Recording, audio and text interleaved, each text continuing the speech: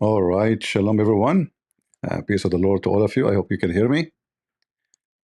Today we will have a little bit fun with the Abdul, trying to defend other Abdul and to try to defend his prophet. All right. One of the funny things about Muslims, they always try to present themselves that they are victims. And I will show you an example. So this guy is saying, smile to Jannah. Brother, you smile in Jannah you will be effing, even boys. Muhammad Hijab controversy with GB News. What happened, smile to Jannah? And by the way, I invite you, if you're there, if you're a man, to come and debate me. But we know. You are just immature like Aisha. Go. Dangerous lies since its inception. One such filthy way they did it was taking a clip of Muhammad Hijab and then claiming that the Quran allowed with 5-year-olds. Hijab took them to court In front of everybody, and I challenge your son of Muta Hijab to take me to court. You see, we should contact this TV station so we can arm them with knowledge. Just wait. Your sons of Muta. I challenge you to show me where in the Quran it says you cannot if 5 years old. I have a challenge to all the Muslims. Did you hear what this coward he said? Listen carefully. Let me play it again. Hijab took them to court and forced them to retract. They retracted on their website. You are making things up, you son of Muta. How it take them to court and made them to retract? Retract what? And let me I'm going to correct them actually, and I'm going to show them that they are right. Listen carefully. They retracted on their Twitter and they had to apologize at the end of their show. We apologize from nobody and we shit on your prophet. Take it or leave it. And now I'm asking you in the front of everybody, where in the Quran it says you cannot have sex with 1 day old girl? Not 5 years. They say 5 years? You liar, you said we know what is in the Quran. Do you know? In accordance with our editorial charter, we would like to take this opportunity to correct the record. Now let's break down the lie and the nature of the exposure. So here's Take me to court, son of Muta. I challenge you. The post on their Twitter page. On Patrick Christie's Tonight, on 8th of April 2024, we broadcast a video which appeared to suggest that Mr. Muhammad Hijab, look at the risk. Abdul, they call any criminal Mr. Don't you know? Like as an example, in the humility case, which is Muhammad Hijab called by the judge as a liar, in the paper it says Mr. Muhammad Hijab. Yet the judge, he called him liar more than 20 times. Don't you know that even rapists in the court, they call them Mr.? This is a professional language. By the way, you are a Mr. too, but you are a Mr. Bean. Respect being given now. It's no respect. This is a professional language, you donkey. If you go check when they report even about a rapist, they say Mr. etc. was arrested. You idiot. You think people fear you, don't you? Mr. Piece of shit.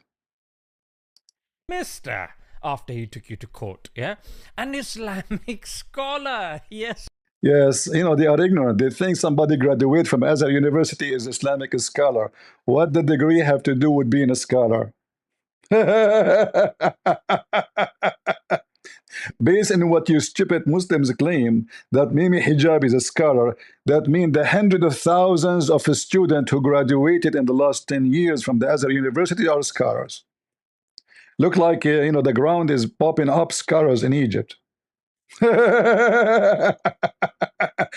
the way, based on what you are saying, that somebody graduated and have a degree in Islam is a scholar, that including the ketchup boy, Uthman ibn Farouk, who do not even know how to read his Quran. Go, tell us more. Yes, indeed, he is, because he's graduated from Azhar in Egypt. See, he is a graduated from Azhar. That make him a scholar. That isn't new to me. If somebody graduated from university, he is a scholar. Well, that means I'm a scholar too. I graduated from Islamic University. I am al-Bukhari. Al-Bukhari never graduated from Islamic University. Which one?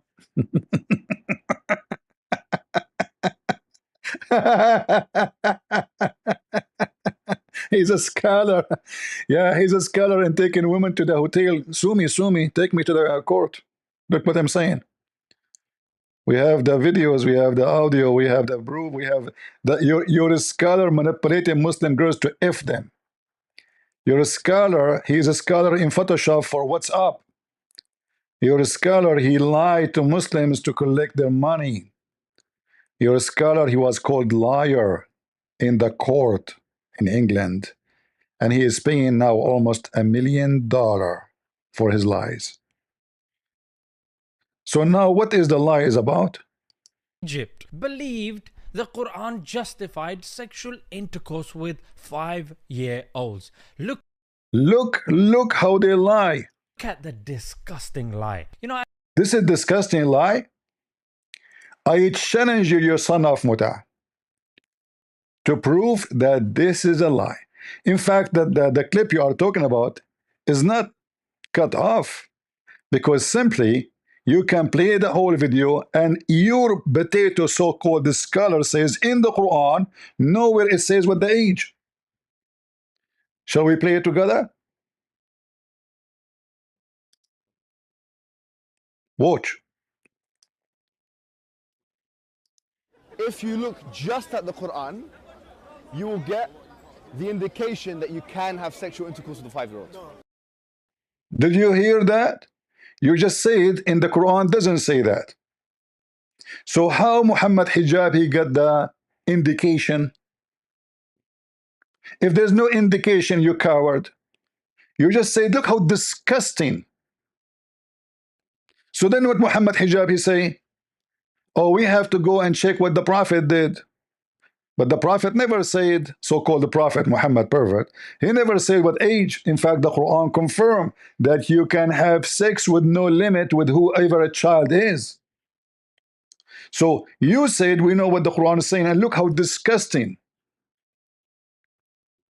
And you said they are the one who claimed that it's 5 years old, and look how disgusting they are, because the Quran did not say that. We know what the Quran is saying. So how Muhammad Hijab he come to such indication? Did you hear him? That you can have sexual intercourse with a 5-year-old. The reason why it's haram to have sex on, you will get the Quran. If you look just at the Quran, you will get the indication that you can have sexual intercourse with a 5-year-old. The reason why it's haram to have sexual intercourse with a 5-year-old is not found in the Quran at all. If you just read the Quran, it is halal, it would be halal to have sexual intercourse with a 5-year-old. Chapter 65, verse 4. Allah. Thank you. Hey, see, he's a scholar. He remembered a verse in the Quran. It says it clearly, speaking about divorcing children. And you coward son of Muta, you say to me, nowhere in the Quran have such a thing. So are you saying that Mimi Hijab, when he said the indication of the Quran, will make you believe so? Intercourse with 5-year-olds. Look at the disgusting lie. As Muslims, we read the Quran regularly. If intercourse with 5-year-olds was something that was permitted, you'd see Muslims doing that flipping. Exactly. You will see Muslims doing that. And you did.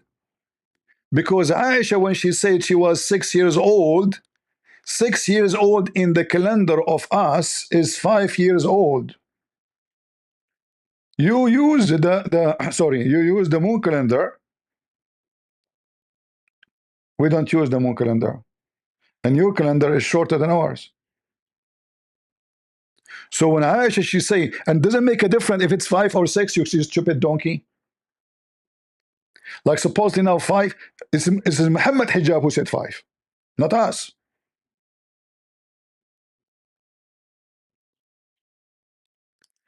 Aisha, she said,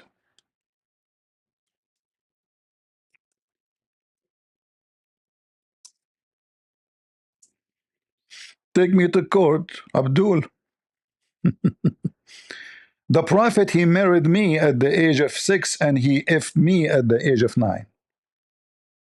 Does it say that? Now at the age of 9, and this is authentic, as you see, this is Al-Bukhari, this is Sahih Muslim, etc.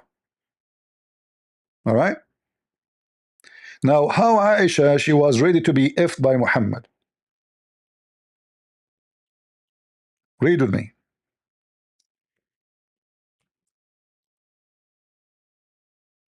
And this is what Mimi Hijab was explaining. And we will play the video. You F a girl, it doesn't matter what her age is. You F her when you think physically she can take it. And I will prove, not only from your Mimi Hijab. I mean, who was Mimi Hijab? He's just a boy. He got famous because of David Wood. Otherwise, just a kid. Idiot. This is the one, the Shia, they call her a whore. Because there's a hadith, she says, we decorate girls so we can hunt men of Quraysh. And this is a Islamic Sunni hadith.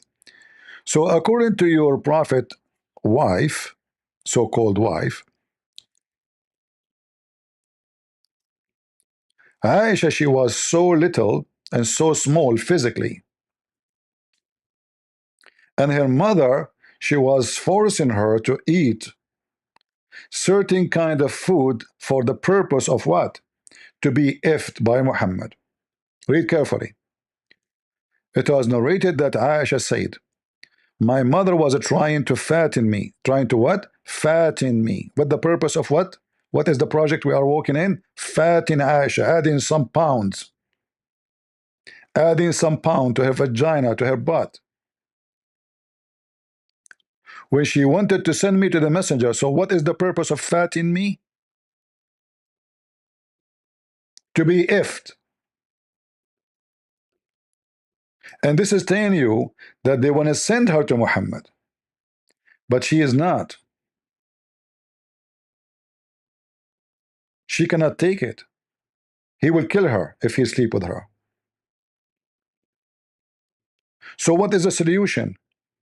Her mother, and what was the age at that time? She is not 6 years old yet. She's not 10 years old, sorry. She's not 9 years old yet. She got married at the age of 6.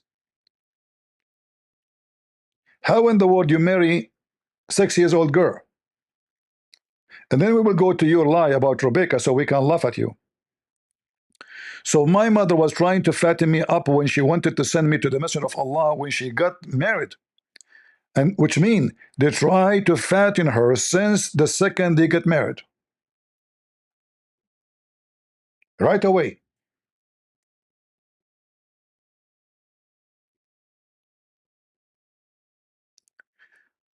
But nothing worked until I ate a cucumber with wheat, and then I grow plump like the best of the plump.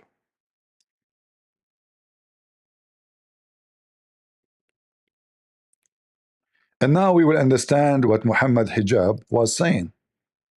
Read carefully. So listen carefully. Sexual intercourse with a 5-year-old. Chapter 65, verse 4. Allah subhanahu wa ta'ala tells us who you can divorce and who you cannot divorce. And then he says, وَاللَّائِ لَمْ يَحِدْنَ. وَاللَّائِ لَمْ يَحِدْنَ. And the ones who had never been pubescent before. Never. And by the way, this is very important, yeah? I want all Muslims to be aware of this. The reason why we don't have sexual intercourse with 5-year-olds and 6-year-olds and 7-year-olds or whatever is not because of puberty. Not. Wait a minute, what did you say? It's not because of puberty, because that verse in the Quran actually says lam yahid. They never had puberty before. You can't go around that. The Quran doesn't say anywhere in the Quran that the woman has to be pubescent. I dare you to find one verse in the Quran where it says you're not allowed to marry someone based on harm, or you're not allowed to have sexual intercourse based on harm, or you're not allowed to marry someone based on puberty. Get me one verse in the Quran which says the woman has to be pubescent. No. You know, in the Quran it says. And by the way, do you know why the conversation is going in this direction? They are Muslim debating Muslims. If they are in front of a Christian, they will deny what they are saying. This is a debate between Muslims. So the laundry, the dirty laundry of Muhammad exposed. If they are speaking to Christians, they will say no. So what Mimi Hijab he said, nowhere in the Quran it says based on harm. In fact, I want to ask Mimi Hijab where it says in the hadith based on harm. In the hadith of Muhammad. You cannot find it. If you say to me, scholars say, will that mean you Muslims are not following Islam because the Quran never says so? If Allah never says so, that means Allah don't care for so. The Muslims, the filthy Quran, the yellow page of Muhammad,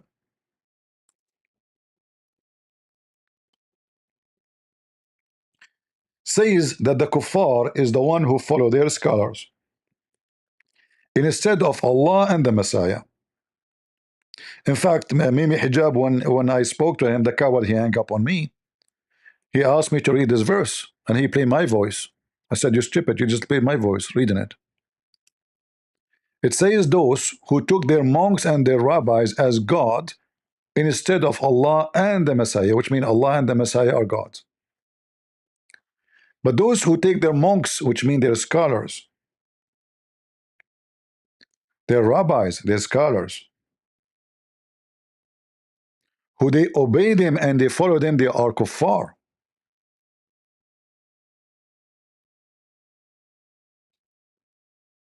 And those who follow their scholars, they are trying to mute the light of Allah. So look at the hypocrisy of the garbage of Muhammad. If the Christian, they follow their scholars, they are guilty and they are bad and they will go to hell. But who the Muslim they follow? Who you follow? If we ask you right now, when Mimi Hijab he said, we don't do it because that will cause harm, you follow who? Who is the one said that to you? Muhammad never. In fact, let me show you what Muhammad said. Here actually we see this hadith here about Fatima. Umar, he wanted to F Fatima when she was a very little young girl.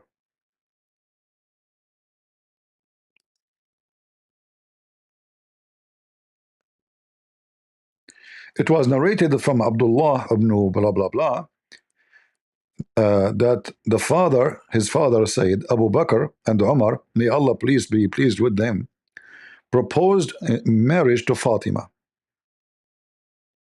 Okay, Abu Bakr and Umar, both they want to F her. But the Messenger of Allah, he said she is so young. And here you notice Muhammad is being hypocrite. In fact, the hadith says, I can show you that the hadith, that they told Umar, you know what? He is saying that to you because he don't want you to F her.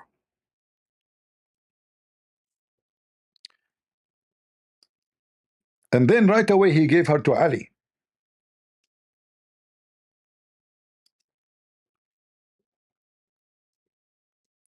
And not only that,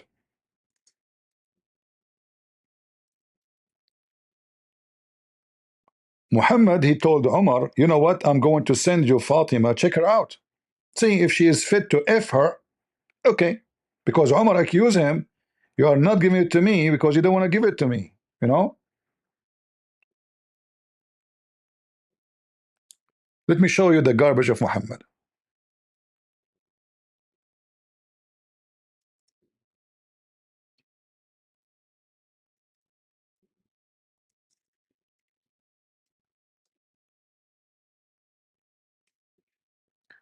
Abdul, we have all your garbage here.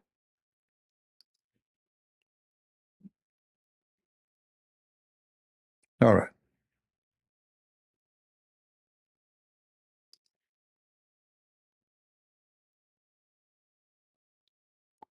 Uh,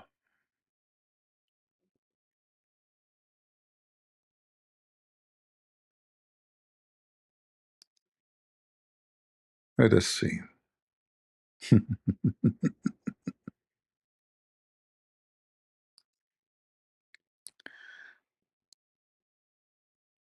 Let us get the story for you.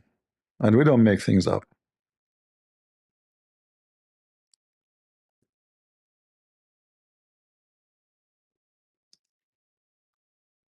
When Fatima she came,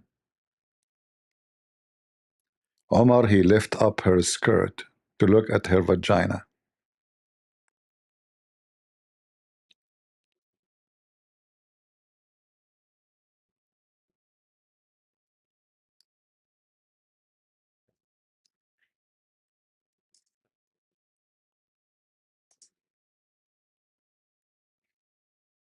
I'm trying to find the hate in English. If not, we will use the Arabic one. This is how pervert your religion is.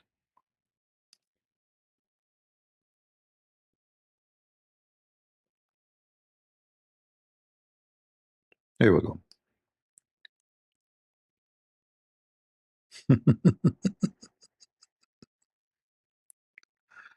Oh boy. And I know, you will say to me, this is da'if hadith. Anything is embarrassing is da'if. Islam is da'if. Muhammad is da'if. I mean, everything is da'if, right? But in the book where it's written, never say it's da'if. This is your Islamic Sunni pervert scholar. This is a scholar, not Mimi Hijab, you coward. Mimi Hijab is a scholar now.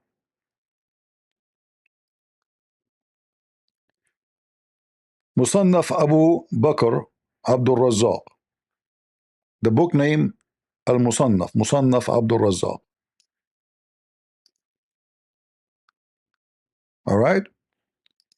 And this is volume number 6, page number 163. Hadith number 10352. Omar he asked for the butt of Ali. Sorry.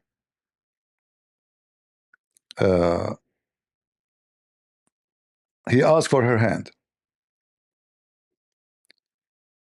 He said to him, but she is young. She is young. This is about the daughter of Ali now here.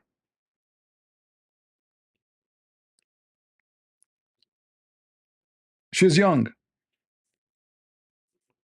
You know, what are you talking about? How I can give you this child? She's so young. Omar asked Ali for his daughter in marriage, but he said, she is young. Okay.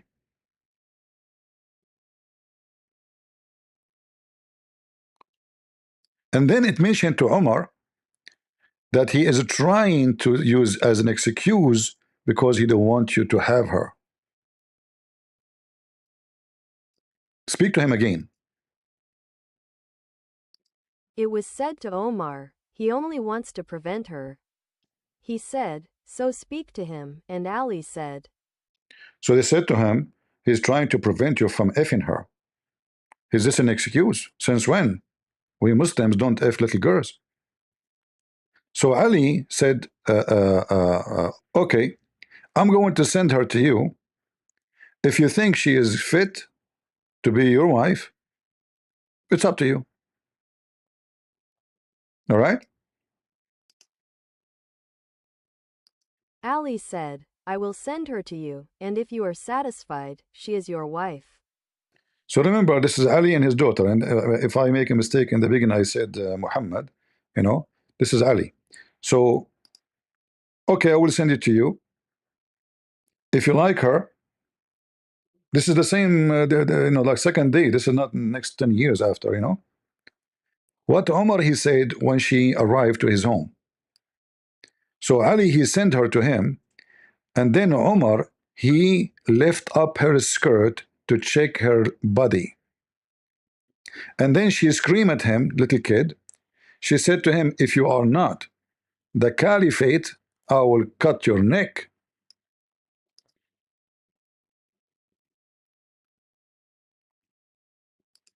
He said, so he sent her to him. He said, so Omar went and uncovered her leg, and she said, send it, for if you were not the commander of the faithful, I would have struck your neck. Was she 6 years old, 7 years old, 5 years old, 2 years old? Nobody knows. But obviously the conversation all is about little child. And how they want to check if they can F her or not? They lift up the skirt. And this is the caliphate of the Muslims, Omar. So when this stupid idiot, he claimed that Muslim didn't do so. You do. And this is Omar. Are you better than Omar?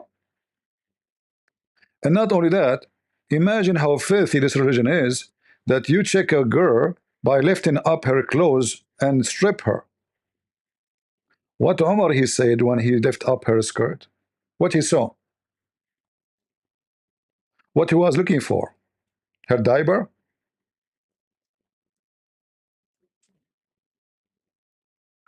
Are we done? No. We did not even start yet.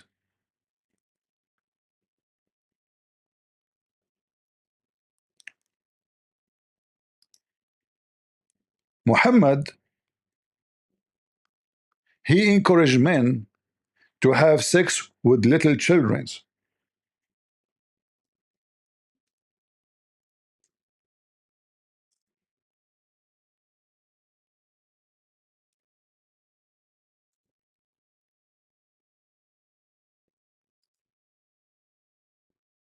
And how we can prove that those are little, very little? There's no age, no limit.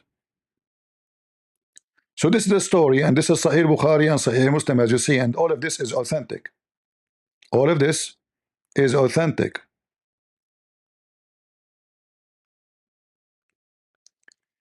And this is the Muslim translation, not the kuffar. This is the pagan Muslim translation, the black stone vagina kissers, the one who go around the Kaaba like a cow.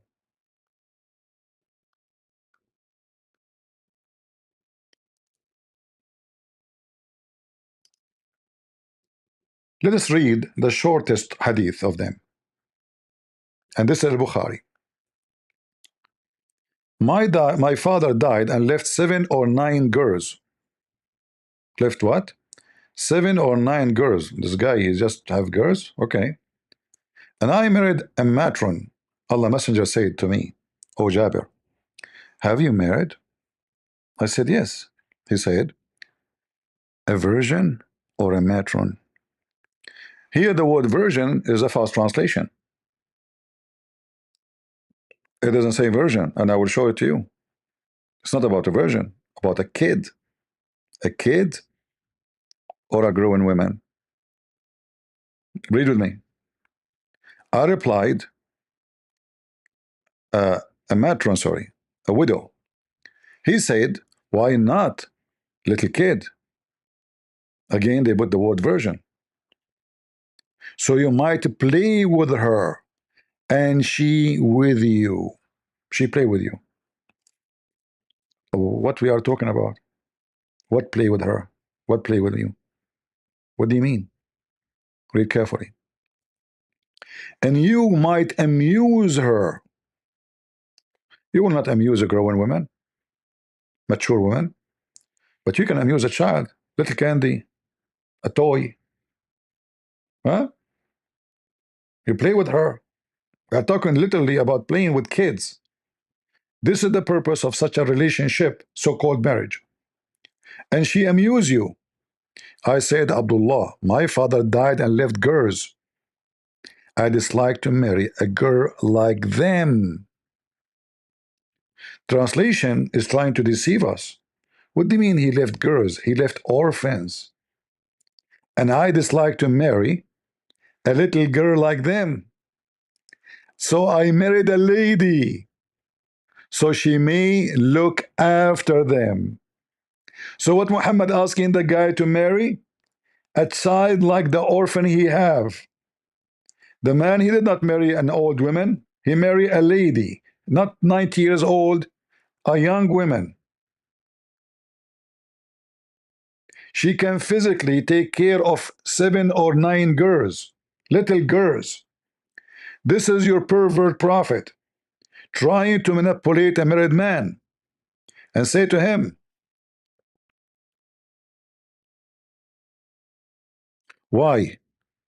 Why you go for a woman? Why you don't go to a child?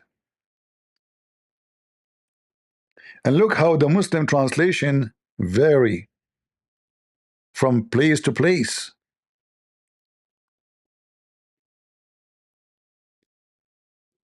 Here as an example, they say younger. Other place, the younger is gone. This is Sahih Muslim, authentic hadith. Why you don't marry a young girl? Not only a girl, because the word girl by itself is mean young.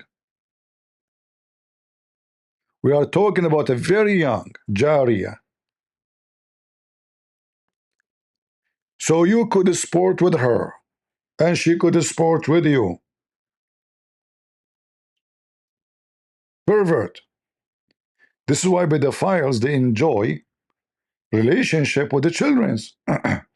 Sorry, my voice, I spoke to for many hours yesterday, and you know, I'm losing my voice. How disgusting, Abdul said in the video. We Muslims, we know the Quran, we read the Quran frequently, brother. First of all, look how filthy Muhammad is. Is the man complaining? No. Is he unhappy with his marriage? No. Why trying to persuade a man already married to go after little children's? What do you think if somebody saw your son-in-law going home and he say, hey, why you marry someone she is 20 years old? Why you don't go and get someone she is 7, 5, 3 years old? She will amuse you. She will be like a little puppy, like a cat, you know, little cat, kitten. Why you want to go to the cat when you can get the kitten? They are more fun. This is exactly what pedophile is about. And then the story here proved that Muhammad is a clearly pervert, because he's trying to manipulate the man to go after children when he never complained. And then he said to him, refuting his pedophile mind. So he said that my brother or my father, he died in Uhud, is a murderer for the sake of Allah, for your sake. And he left 9 or 7 daughters behind him.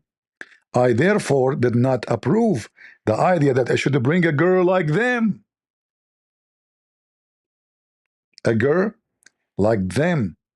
But I prefer to bring a woman who should look after them and teach them good manner. Muhammad here, he felt like, oh, he got me busted. Is that the wise prophet?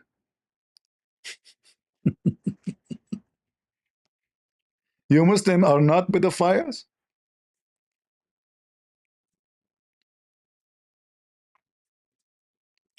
What the age of those 9 girls? Guys, just think about it carefully. The father, he died, and he have 9 girls, and all of them, they are too young. So if we assume that this guy was having a child once every 9 months, once a year, that means the oldest is 9. The youngest is 9 months. Or maybe 1 day. Right? He said 9 daughters or 7, he's not sure, which is weird. So all those are little children's. And what Muhammad is asking the guy understood very well what he meant by the word Jariya. He clearly understood that he's talking about little child. He did not misunderstand, or maybe he's talking about someone she is 16. No. That's why he said, I therefore did not approve of the idea that I should bring a girl like them, but I prefer to bring a woman who should look after them and teach them good manners. A girl like them, like the orphans. In fact, if we go to the Quran, you see the Quran encouraging the Muslim to F the orphans.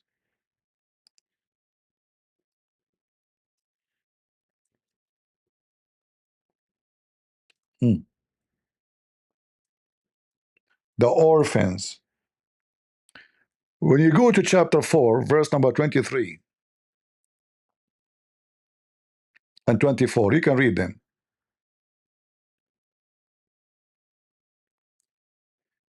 It mentioned to you that you can F women who they are married. All right? You can. But what about the orphans? What we would do with the orphan? Is it true that the Quran asked the Muslim to F the orphan? Yes, absolutely. Read Allah.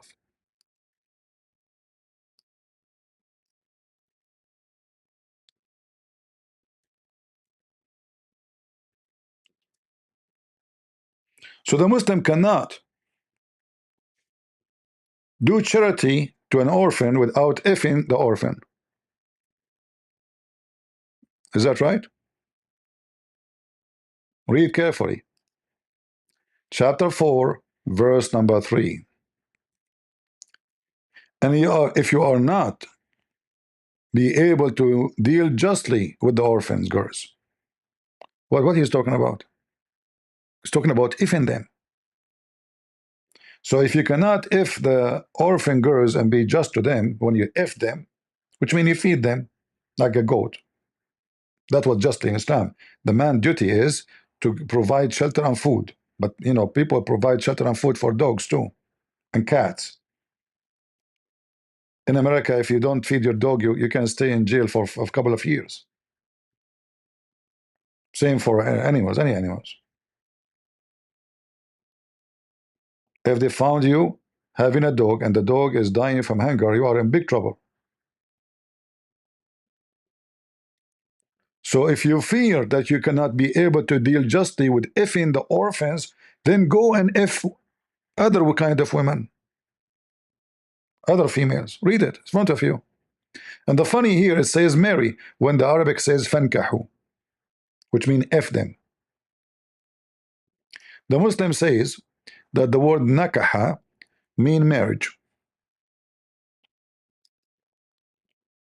And by the way, if you don't believe me, you can open the interpretation for this verse. Don't listen to Christian Prince.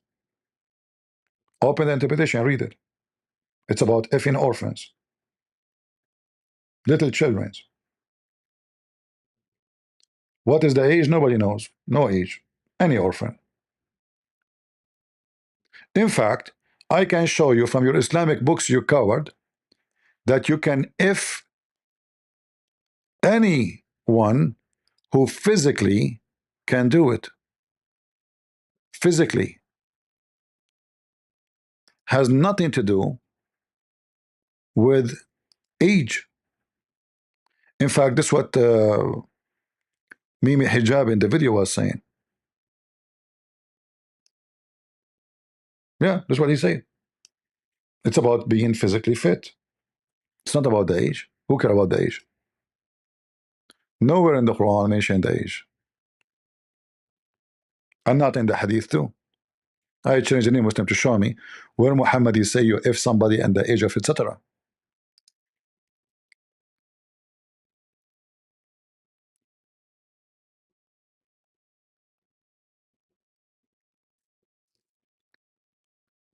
By the way, the hadith I mentioned to you about effing, about Omar looking at the legs of Fatima, the Muslim scholars, they agree that the husband who want to marry a child, he can look at all and anywhere there's meat. Anywhere there is meat.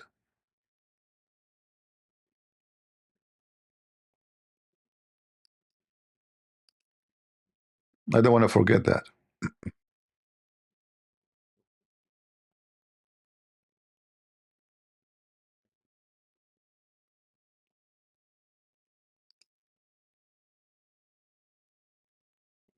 And I can give you the reference with no mercy.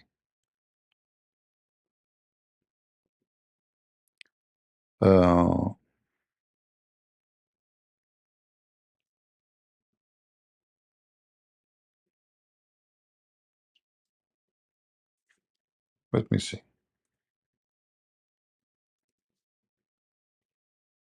You have to look anywhere. They say to you hijab and burqa. It turned to be you can, before you F a girl, little girl, you have the right to check her butt and her vagina.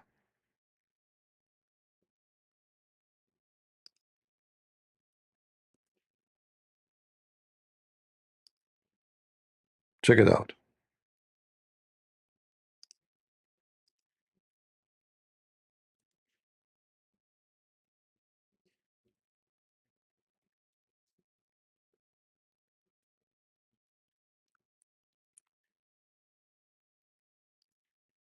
And this is how Islam is. Everyone here will give a different answer. Like here, they are disagreeing and agreeing, like what we can look at. Okay, Omar, he looked at her, he left the skirt, but didn't say he looked at what exactly. But what when you lift a skirt of someone, she is not even, her legs is not even 2 foot long. When you lift the skirt, you see what? You see all her body. So he says, Al-Uza'i, he said, that you can look at the meat and all. Al-Azai said, he looks at the areas of flesh, and Dawud said, he looks at her entire body. Other scholars disagree.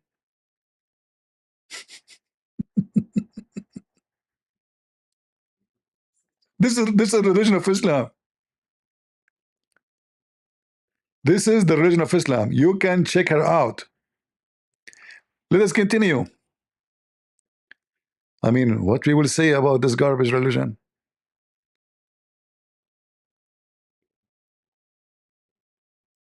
Like if you go here, actually, it says you can look at the face, at the hands, at the legs. What?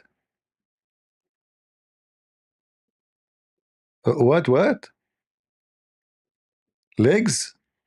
Read.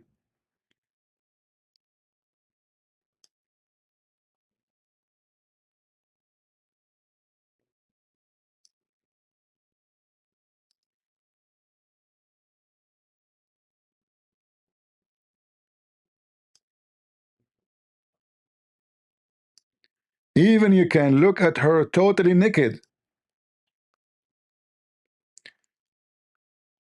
One of the scholars, he says, he looked at her face and her hand.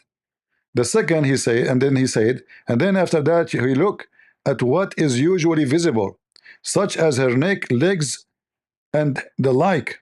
And the third, he said, he looked at all of her private part and other things, as he stated that it is permissible to look at her naked.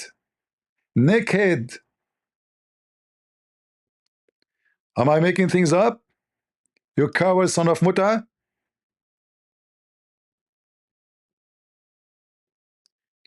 Are we making things up?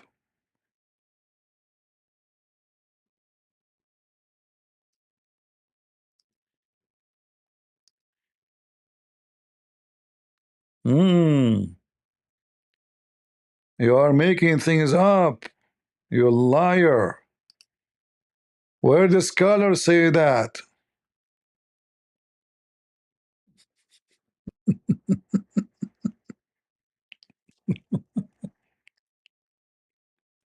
Hold on. This is Al Azhar University website. This is who? Brother, this is where Muhammad Hijab graduated, brother. What the heck? He graduated from there? So now he knew this? This is Al Azhar University.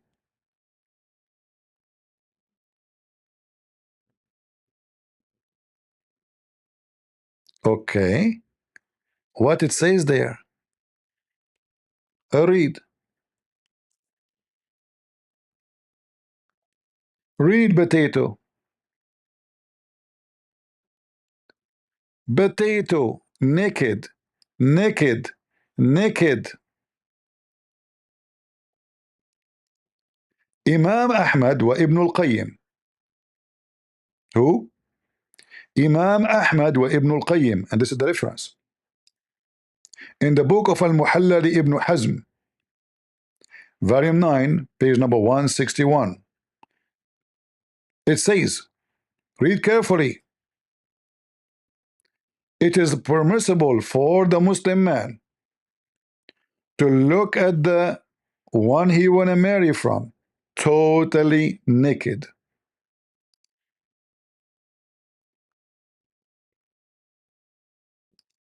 Ibn al-Qayyim stated that Imam Ahmad stated in a narration that it is permissible to look at a naked woman.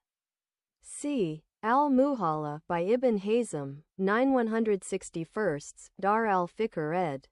What the heck?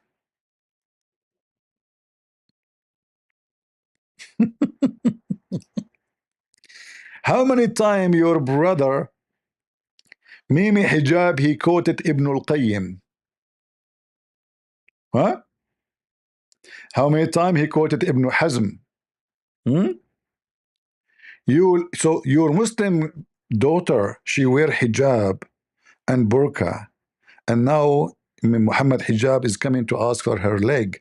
She have to do striptease, huh?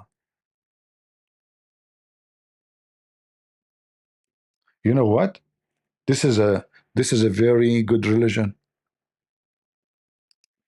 Tomorrow I'm going to go and ask for the hands and the legs and the butt of Muslim girls. But as you know, I need to see first. Are we lying, Muslims? Is a Christian prince providing fake Darul Ifta'ul Masriya, the house of fatwa in Egypt? Do you see it? The house of what? Fatwa, the highest authority of fatwa in Egypt.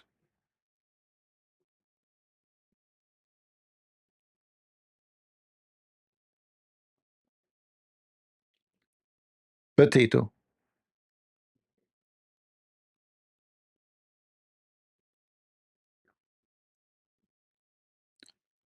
And pervert. Potato and pervert. Are we done? No. I wish. Seriously, I wish. We did not even start yet. I'm going to flood you with your poo-poo. Muslims, you are talking to Christian prince. This is why all of you avoid debating me. This is why. Okay. Forget about this and forget about that.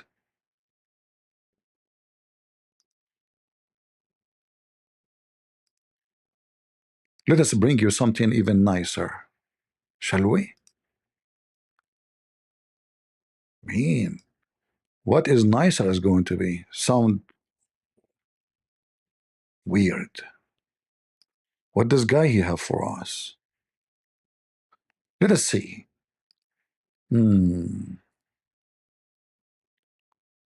Let us see. Let us see. Let us see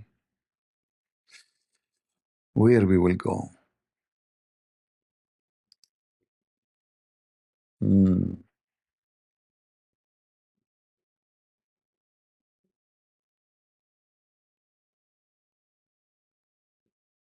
Let me show you.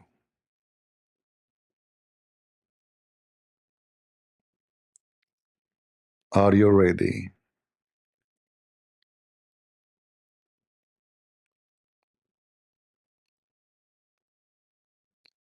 There is tons of things Muslims they have, but we are trying to show you the one will make it so clear.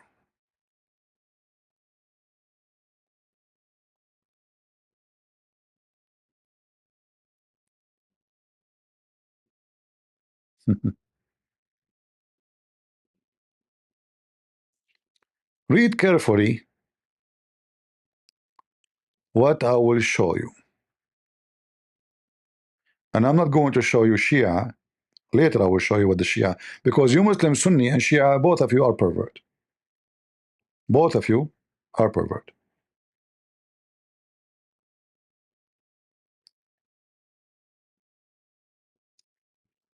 Because you might be a Shia, you attack the Sunni, you might be a Sunni, attack the Shia, thinking that you are better than them. Right? But we know that it's not true. Both of you are pervert. Read with me again. What is the age of a girl you can enjoy her? What about an infant? What? Infant. Can a Muslim marry an infant? Read the title, guys, of the study and the article. The website is The Way to Islam. What is the name of the website? Islamway.net. May Allah bless you, brother. What is the name of the title? Marrying an infant and enjoying her.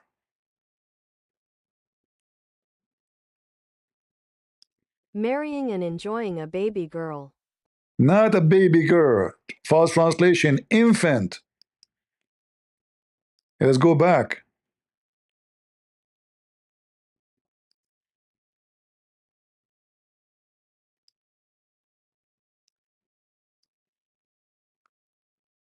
False translation again. Radia.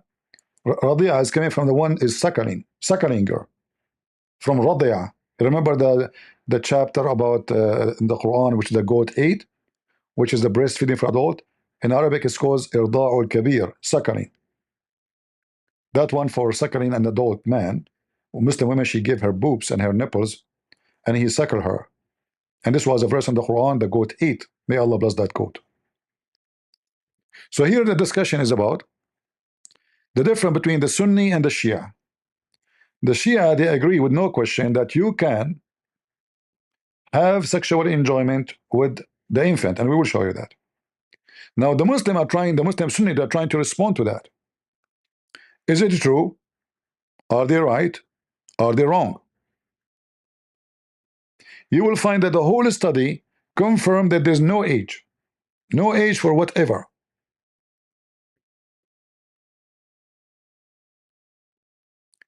Look what it says here. It's mentioned by Abdul Razzaq in the book of Al-Musannaf from Umar, from and Ikramah قال, he said, Umar, he did marry. Umar, the Caliphate, he married Kulthum, the daughter of Ali, when she was little child, playing with kids. He said, Umar ibn al-Khattab, may God be pleased with him, married Kulthum, daughter of Ali ibn Abi Talib, while she was a slave girl who played with the slave girls. The word slave here is a false translation. She is little girl, little child. A runner, Jariya, a runner. It can come as a slave too, as other meaning. A runner, a playground girl. All right? Little child playing in the street. So this is Omar. We showed you he asked for the hand of Fatima. He did not give her to him.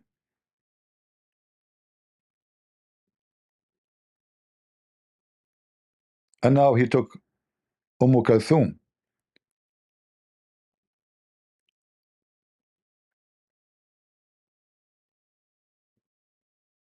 In the book of Ash-Shawkani, it says, in the book it's called the Nile, It says that all of them, they agree that it's allowed to the father to marry his little daughter, which is still never get married before, you know, even if someone like her cannot be ifed, even if she don't fit. Read carefully. They agreed that it is permissible for a father to marry off his young virgin daughter, even if she is not someone like him who can be had intercourse with. Again, translation is not accurate. So it's allowed for a Muslim man to marry his daughter, even though the word marriage here is used in nikah, which is not really a word for marriage. But the Muslim, they claim it's for nikah, mean to if. Nikah in Arabic mean two things going inside each other. Literally intercourse.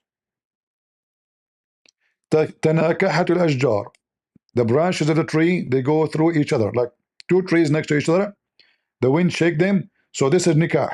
Branches go inside each other. This is why Muhammad says, when a woman she have her menstruation, do with them everything except nikah. افعلوا كل شيء إلا النكاح.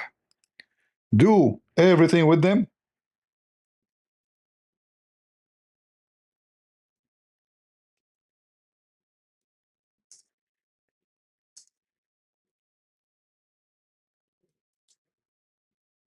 except nikah.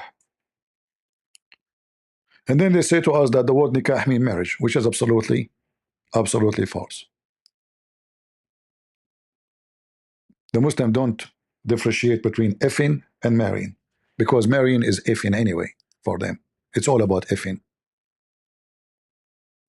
So if we go here in the hadith, you will see Muhammad saying, when your wife, even, you know, doesn't matter her age, when she have her period, do with them everything except nikah. Where is the hadith? I'm trying to find. All right, let me find the other one. In fact, here is the hadith written in different language. It says illa jima, and there's the other hadith here. It says a jima, which mean the jima mean the nikah. Jima mean effing. Let us see this one. Here we go. So when your wife she have menstruation, do with them everything except nikah. You see it in Arabic? Nikah. Do with them. They are your wife already. You are married to them. So you do with your wives. You put your penis between their legs. The Prophet, he used to order his wife Aisha to put an izar between her legs, and even the blood was covering his dress, which means she is bleeding badly. Yet the pervert Muhammad cannot wait until she is done with her menstruation, even though the Quran says that menstruation is a hurt. Don't approach your wife when they are at hurt. Muhammad, he explained that to his men. Don't put it in, but you can put it around. So do with them everything except intercourse. The Muslim translate. But where is the word intercourse here in the hadith? Where is the word intercourse? Nikah. This is the word nikah.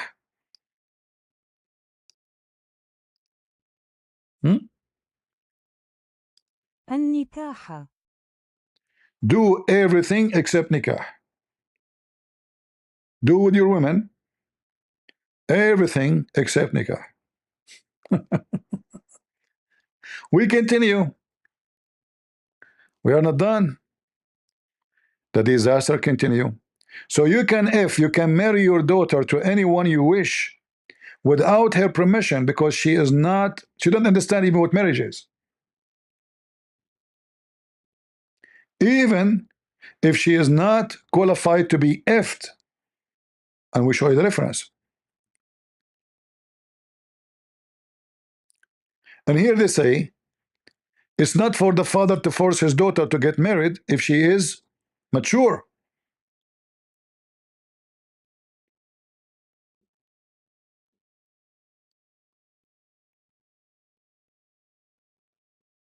And they are talking here about who? The father or the grandfather. They are going like, okay, what if there she have no father? Her father, he passed away. What if she have a grandfather?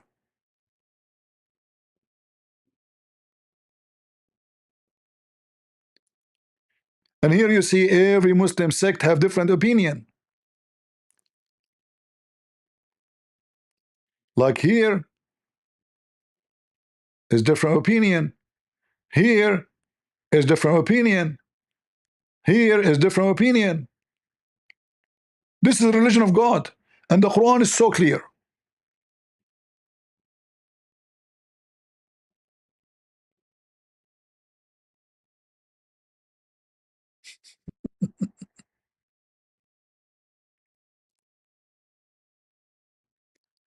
We continue.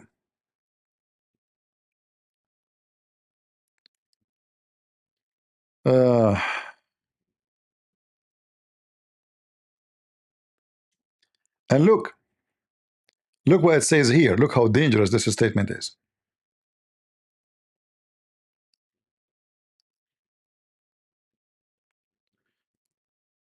Oh, the audio will not work. Let me cut it pieces to make. Actually, I can do that if I open different page. Hold on.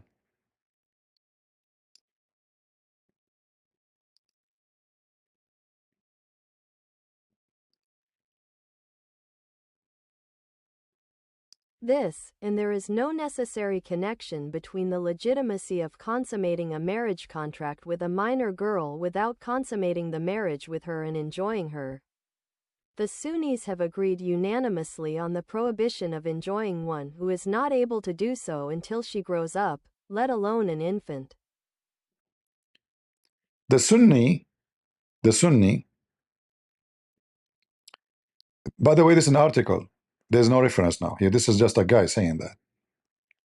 I could not find that in the article because Sunni, they have different agreement, as we showed you, that you can enjoy, you can marry an infant. So if there is no joy of marrying an infant, so what is the marriage for?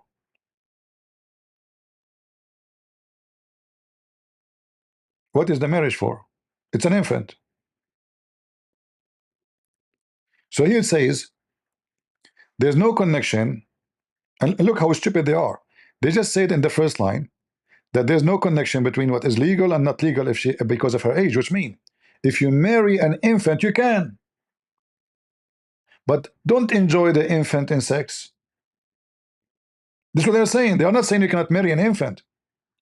They are saying you can marry an infant, but sexual enjoyment you should not do. And we're talking about infant. Imagine how filthy they are. How in the world those people are discussing sex with infant if they are not pervert? Why even this is a topic to discuss? Unless you are a sick bastard.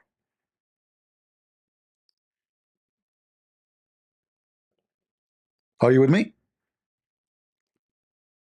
Why in the world even they are questioning if we can do that or not? Unless you are a pervert. Even animals will not do that. You see animals, dogs, cats, they sniff the female to see if she is mature. This is why they sniff each other. When dogs, they sniff a dog, they sniff their butt. By sniffing there, they can find their age, their, even their food, what they ate. This is the conversation between them. It's a smell. So when a male dog, he sniff a female, he sniff her to see if she is in the heat, she is, she is ready. You don't go after little puppy. Even dogs are better than you.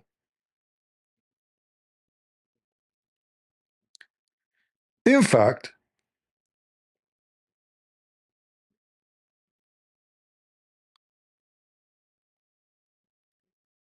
asking such a question is a proof that Islam is a religion of a pervert.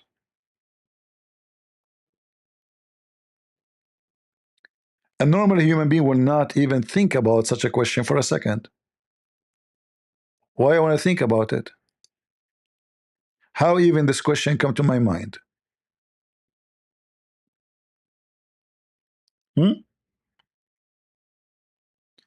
That will not happen unless you are a pervert.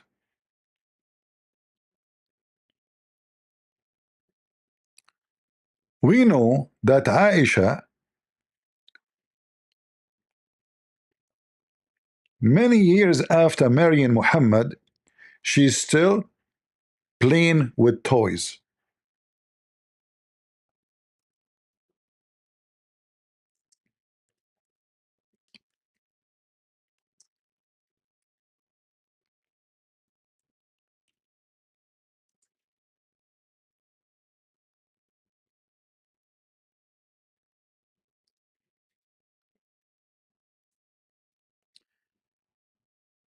Let us see together.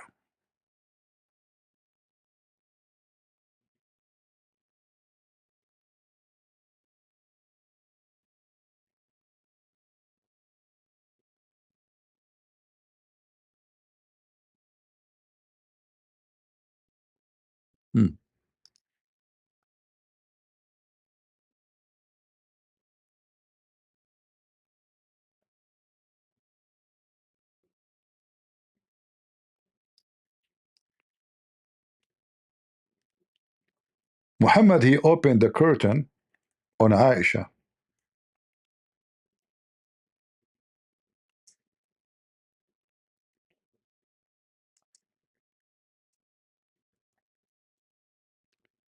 He found her playing with some Barbies, you know, the old style Barbies.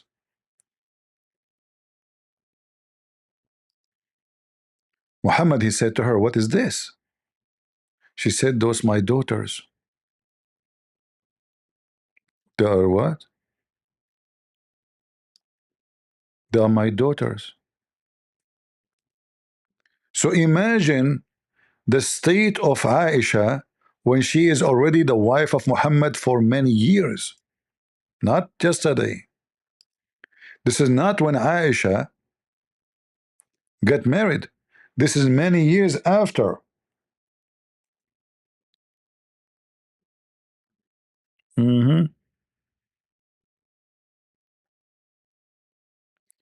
They did not translate the hadith. Look, look, look. There's no translation. No translation. It's gone. Let us see different place. The translation is false. It doesn't say dolls. It doesn't say dolls. She's calling her dolls daughters, girls. Bilbanat.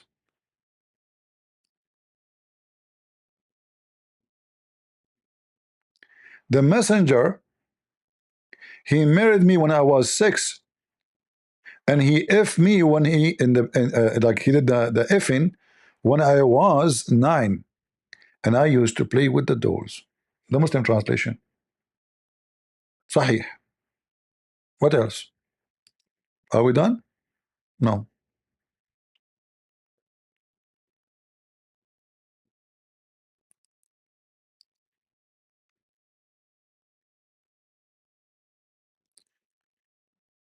Aisha, she is playing with the dolls. She called them my daughters. And when Muhammad he enter, she have her friends, and all of them they hide because they're little kids. They run like, oh, you know, like, you know, it's that somebody old is coming here. Let us hide and seek. And then Muhammad called them back, says, come back, play with her. Come back, come back. And you are talking that your prophet and your religion are not approving you to be a pedophile?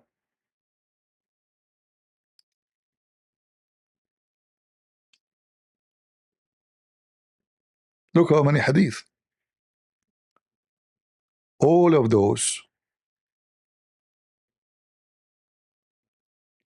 Even Aisha, she used to play with boys. Why she is allowed to play with boys? Huh? The Muslim did not translate the hadith. Look, there's no translation. They do it on purpose, by the way. They avoid anything will be bad. كنت ألعب مع الصبيان. I used to play with the boys, little boys.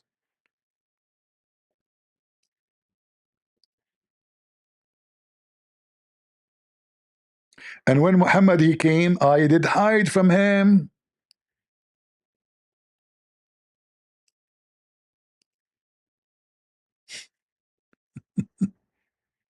Little child. And they are saying, no, you know, you are lying about us. We know the Quran very well. You do? You coward? Breastfeeding for adult?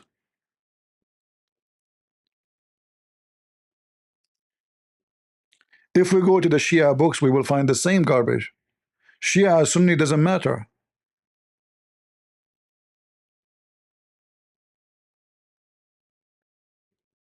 It doesn't matter. In fact, all the Muslim Sunni,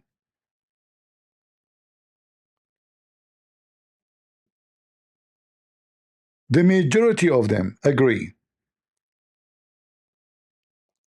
that marrying a child, even if she is 1 day old, is, we showed you that as already. You know, I don't know if you have a good memory or not. We showed you that already. You can marry her, even if she's an infant.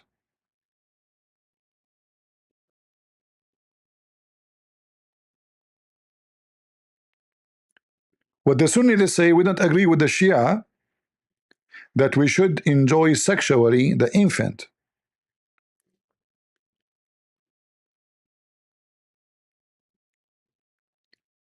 And the Muslim, the Sunni, they say, you can give the daughter, your daughter, to the man who marry her as soon as she is ready to be effed. So you think about it. Is she ready? Does she look like she can take it? Send her.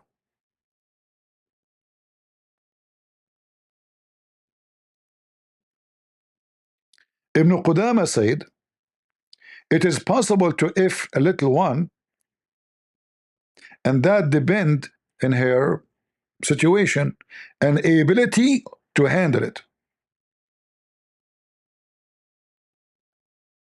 And he said, and that can be for little one, she can handle it, and maybe older, she cannot handle it.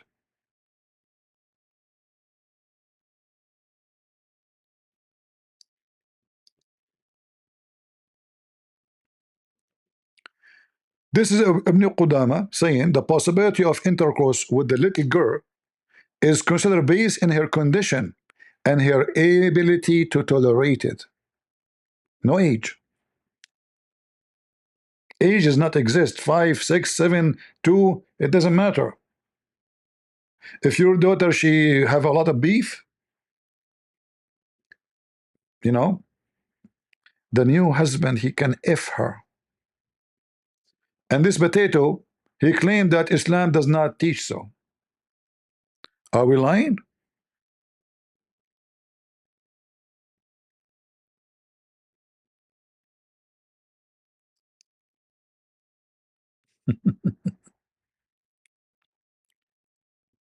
This is your garbage in front of you.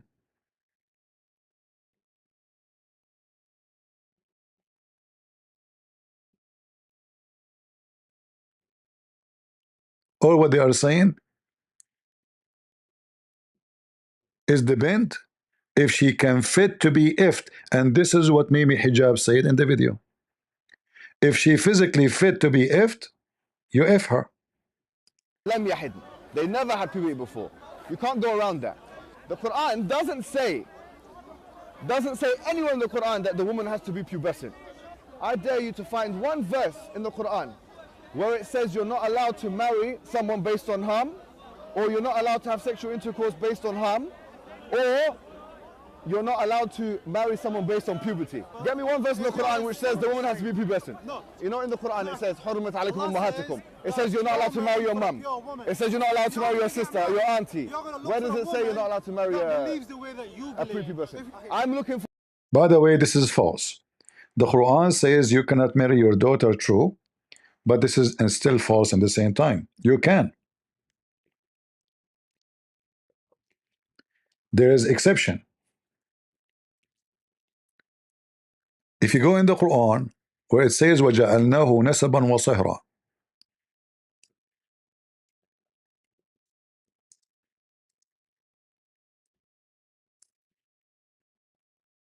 chapter 25, verse number 54.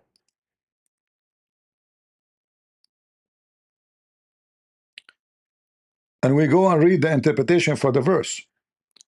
Right away, in a few seconds, we will find that a Muslim man, he can, if his daughter, if she is a daughter from wedlock, not from marriage,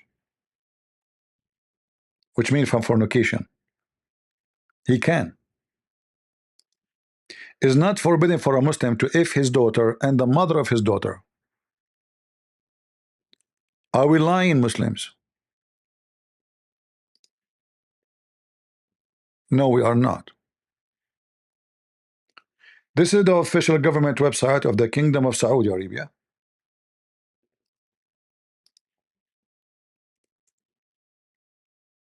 Tafsir al-Qurtubi. You can see it in front of your eyes. Al-Qurtubi.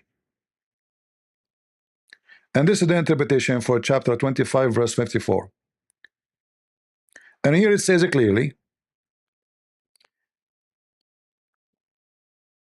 Allah, He acknowledged relationship by marriage.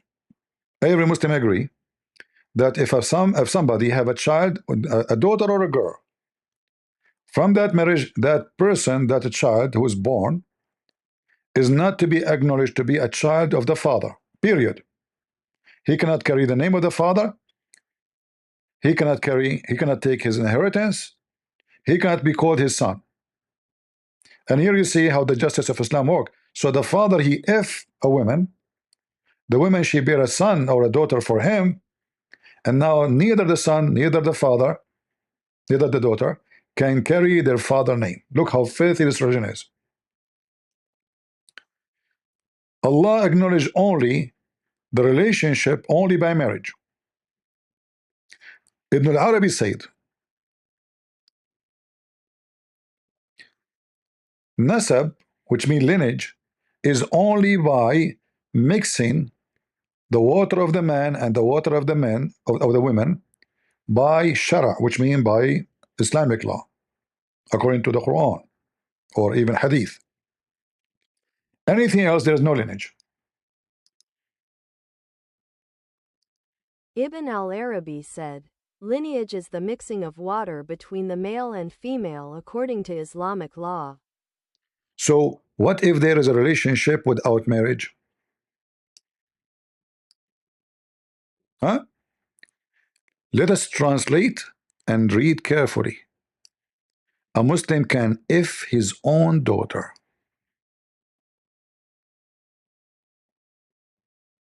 If it was due to disobedience, then it was an absolute creation and not a confirmed lineage.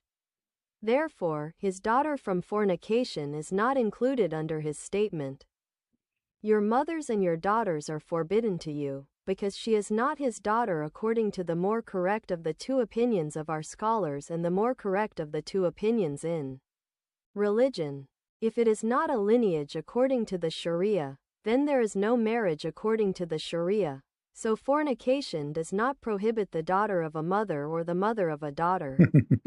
What is forbidden from what is permissible is not forbidden from what is forbidden. See? Because Allah has bestowed the favor of lineage and marriage upon His servants and raised their status, and has made the rulings of what is permissible and what is forbidden dependent on them, so falsehood does not attach to them or equal them. So your daughter from fornication is not to be considered your daughter according to Islam. Therefore, she is not under the Quran saying it's forbidden for you, your mothers and your daughters. She is not included. Do you see it? Your daughter from fornication is not included under the statement of the Quran. Your mother and your daughters are forbidden to you. Why? Because she is not his daughter, according to the most accurate opinion of Islam.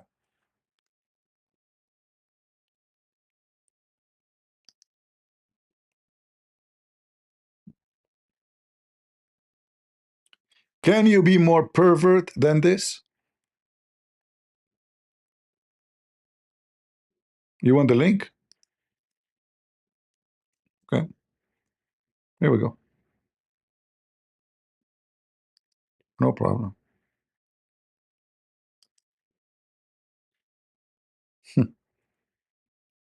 How disgusting. This Abdul was talking about what is disgusting and what is not disgusting. A follower of a pervert religion. And then the Muslims, I can give more reference, by the way, about the sexual appetite of the pervert Muhammad. Police be upon him.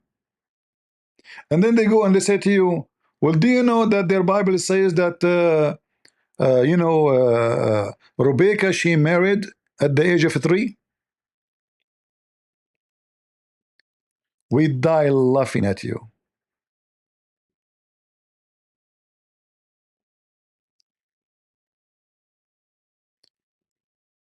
The idea of the Muslims is the following. What about we make someone else beside Muhammad the pervert? Huh? And then Muhammad will not be the only pervert in the image, in the TV station. Let us find other pervert. So let us make it clear to you Muslims. If it's true that Isaac, he married Rebecca at the age of 3, that means a pervert like your prophet. That will not save the ass of your prophet. Your prophet is a pervert, and there's no question about it. However, you potato, all the calculation you make about Rebecca is absolutely false. Why? Because you claim that the minute Rebecca was born is the minute when she was when Abraham he heard about her. That's false. And then you assume that when she went to him, she was 3 years old. Where nowhere in the Bible it says that. In fact, I have your friends, the guy who in the Muslims support all the time, to weave a singer, he will give you a screwdriver in your anus. This is your friend. Even to refute Muslim about anything they say, he support them. So Muslim, this is the guy you trust. You trust a donkey you get. Go. Problem, and that is the word for virgin isn't there. Do not believe people who say the word Alma means a virgin. It isn't true. In fact, in Proverbs 30, it's talking about an adulterous woman who's very much not a virgin. Alma means a young woman, a young. What? So what Alama is? Alama is a young woman. How the Bible describe Rebecca? As an Alama. We have a word there describe her. Not a child, but as a young woman according to your favorite Antichrist rabbi. Alama. You stupid idiot. When you read there, you will see that Rebecca, she did not have kids for 20 years after, since her marriage. And she is called Akhir in Arabic, which means she's not able to have children. So why she will be called such a name if she is a kid? Is it supposed for a child is 3 years old to give a child? You stupid Abdul. So you assume numbers as you wish. You claim that the news came to Abraham. Abraham, like at that time, they take an airplane. Oh, okay, go take an airplane and fly. And then right away, if we check, we will find right away that it must be many years after.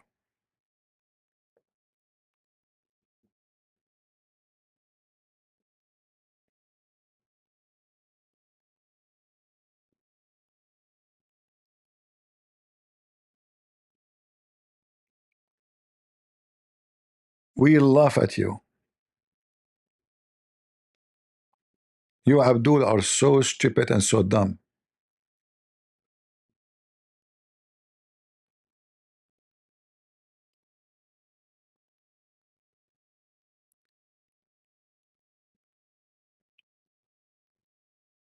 Do we have any Muslim would dare to debate me?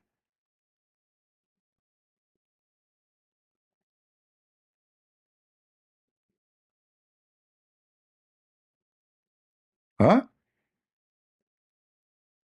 Are you strong like Rebecca, who can carry a container of water, have 20 liter of water on your shoulder? Are you strong like her? So you can come and debate me. You stupid idiot, we die laughing at you. A girl, she is 3 years old, she is carrying a container, have a 20 liter, and then she did water 15, or all the camels the guy he have. Since when a 3 years old can carry water to, do you know how much the camel he drink, the camel? I mean, you Muslims are so silly and so dumb. So Rebecca, she was carrying something 3 times more heavy than her.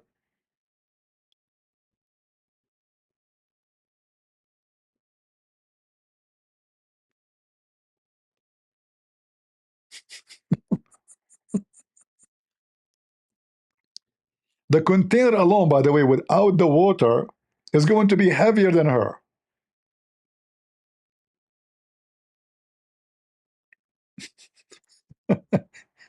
The container at that time, they don't make them from plastic like they weigh nothing. They make them from a clay. Clay.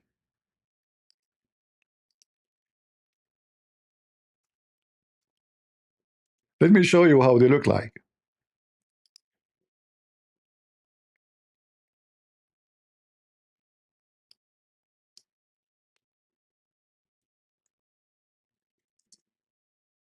I'll try to find an image with the women carrying one, so you can compare, because if it's a picture only, you will not be able to understand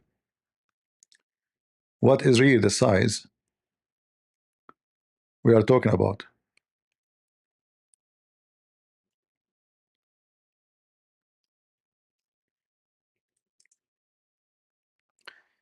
They are desperate, my friend. They are desperate. The Abdul is so desperate.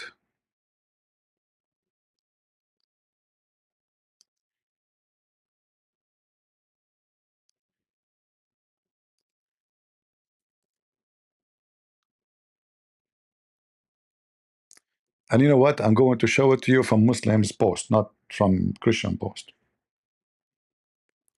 So Rebecca, she was carrying this, and she was 3 years old.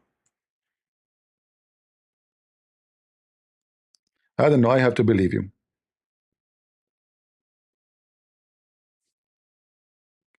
I have to.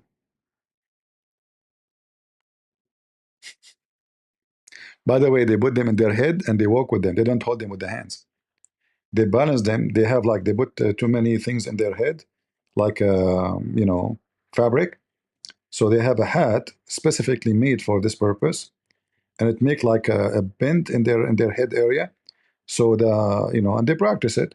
So they walk, you know, they usually they put their hand around it only when they want to put it down. But you want to convince people, you potato, that a 3 years old was carrying something 3 times heavier than her. This container is heavier than Rebecca at the age of 3 when it's empty.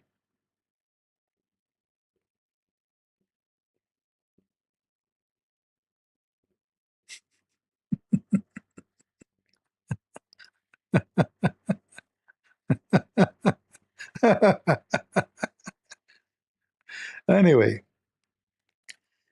desperate measure when we have a desperate time, and we Muslims are desperate. Our prophet, our books proving that Islam is the religion of pervert. So how we can cover the pervert Muhammad? We have to make everybody a pervert like him. Yeah, you know, actually, I think the movie of Superman taken from the story of Rebecca. And the funny is, the Muslim, they refuse anything the rabbi says. And if there's a rabbi, he says something agree with their agenda, right away, this rabbi, he said that. This rabbi, he said that. You stupid idiot. This rabbi followed the Talmud. The Talmud is full of sick stuff. In fact, your prophet, he followed the Talmud. And we can show you tons of, as an example, where we can find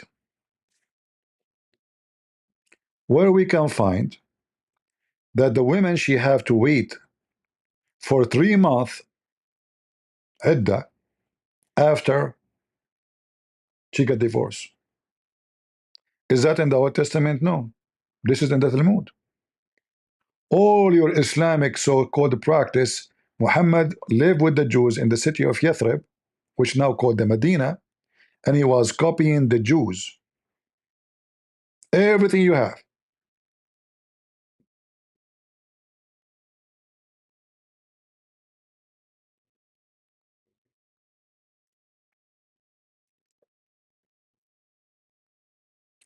Do we have any Abdul?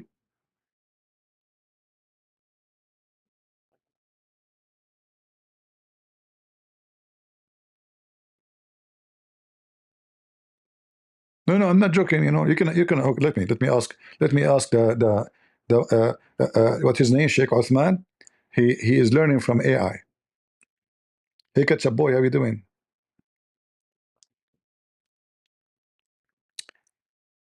Is it in the Old Testament or in the Talmud? It mentioned that the women, when she got divorced, she have to wait for 90 days after she got divorced before she got married again. That requirement is found in the Talmud, not the Old Testament.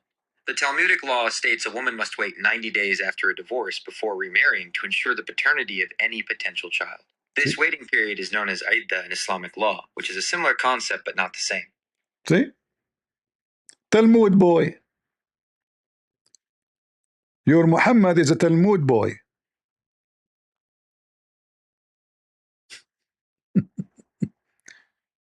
Where Muhammad he got the 90 days period?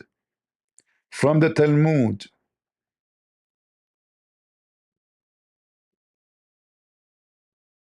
Did you hear it?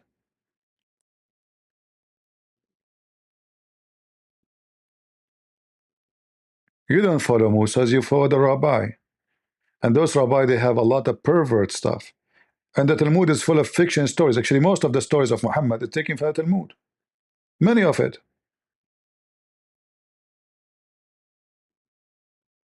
You are finished, boy. However, after all of this, I have to say, I am kind of jealous. I want to convert to Islam for some time, so I can take women, Muslim women, to the hotel, give them a hamburger, and then halal, halal burger, halal, halal. And then I F them for 3 years. And then the woman, she go in the street, she say, this guy, he F me for 3 years. I say, no, I never even know her. She's mentally ill. And then I will fabricate Photoshop what's up about her. And then I will gang the Da'wah boys to support me. Because we are a gang, we are Muslim gangs against even Muslim women. And then we claim that we have a scholar.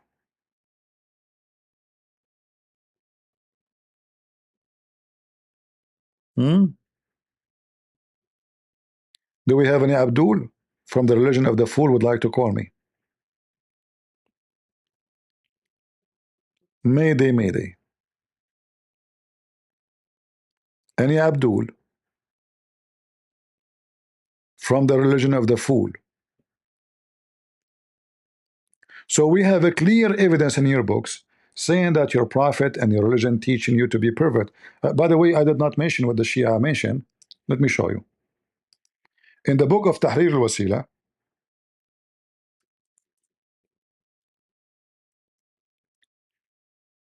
the Khomeini, the founder of the new Islamic State of Iran,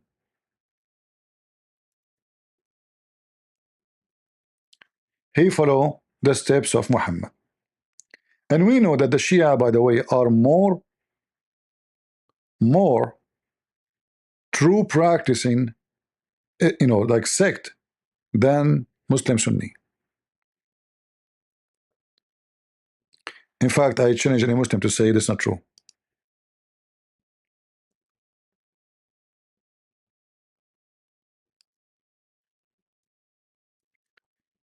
This is the book of Tahrir al-Wasila.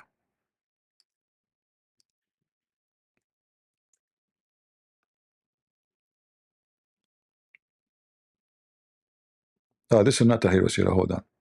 We want Tahrir al-Wasila. Give me a second.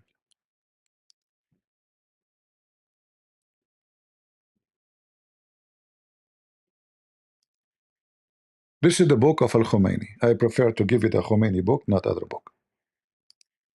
The author himself. So this is the book of Tahrir al-Wasila by Al-Khomeini, volume number 2, page number 241, as you see in the screen. All right, Tahrir al-Wasila. And then here you go to issue number 12. And the Muslim Sunni, we showed you, they agree with the Shia. It is not allowed to if a girl. In fact, the Muslim Shia are more conservative, by the way. And I will show you why. Because here it says you should not if her until she is 9. We showed you the Muslim Sunni says you can, if she can handle it. Doesn't matter what the age is. She is 5, she is 6, she is 4. As long as she can handle it, you can go for it. That's what the Muslim Sunni says. And we showed you that already. If you forgot, we can show it to you again. All right? No problem.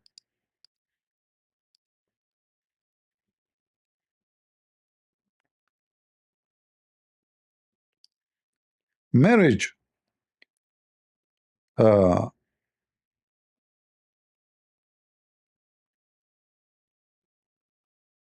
You can marry an infant, but you cannot enjoy her until she can handle it.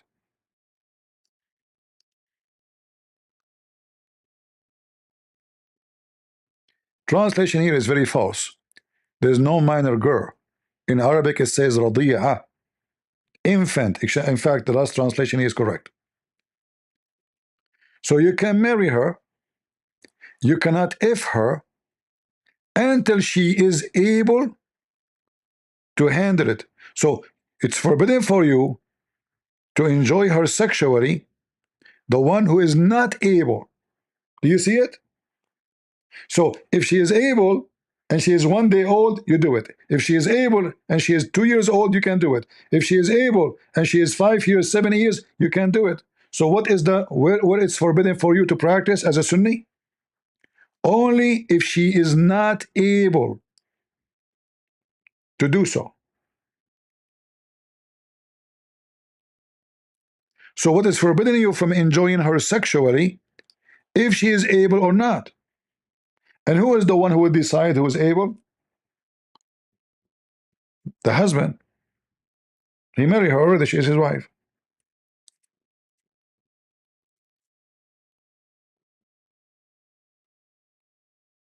This is the Sunni. The Sunni, they agree, you can marry an infant.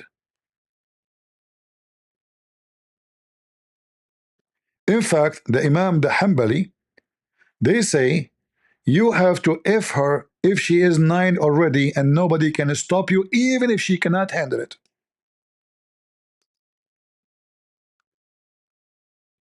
Let me shorten it so we can play the audio.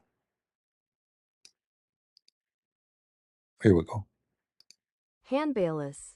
If the little girl reaches the age of 9, she is given to the husband, and they do not have the right to detain her after the age of 9, even if she is thin. Even if she is so small. Do you see it? So now, okay, before that day, if she can handle it, you take her. 6 years, 7 years, 5 years, no problem. However, what if she is so thin, so small? When she reach age of 9, you give her to him, even if she cannot handle it no more. It's in front of you. And this is the Sunni. This is the Sunni.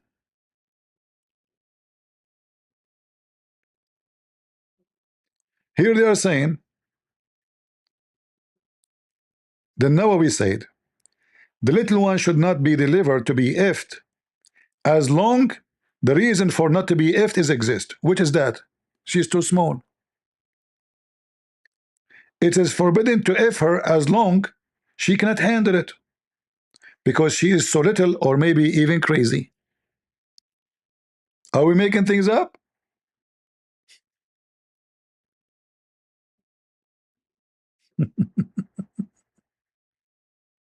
She cannot tolerate intercourse. This is your religion.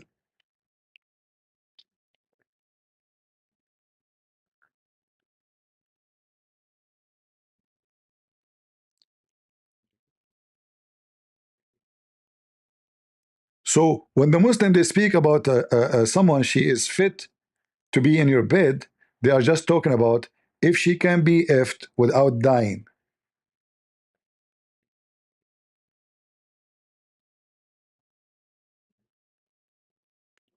The Shafi'i said the husband can eff her even if she cannot handle the effing, and this is a Muslim Sunni.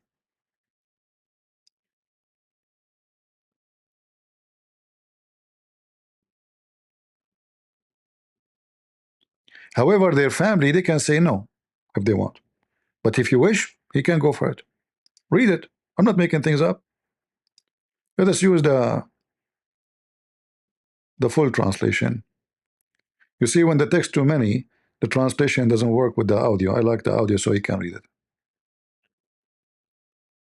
Al-Shafi'i said, if she is close to puberty and is large enough to tolerate intercourse, then her husband may have intercourse with her.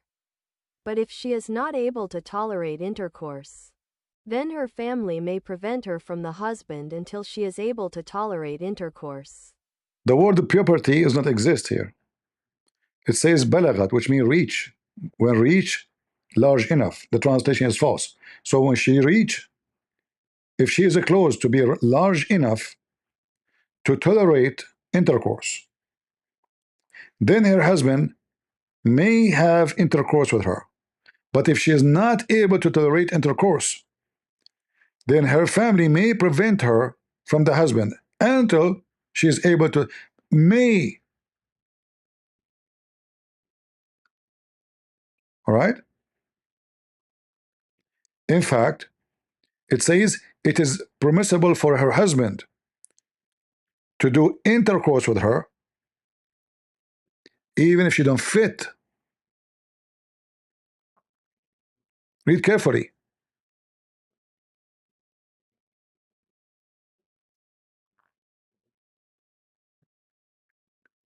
So the parents they decide, okay, our daughter she cannot handle it, but we are talking still about a kid. Otherwise, why the whole discussion is talking about what the discussion is about she can handle it or she cannot handle it. All the discussion we see is about she can live. He will not kill her. Those are the Sunni. What about the Shia? Read with me.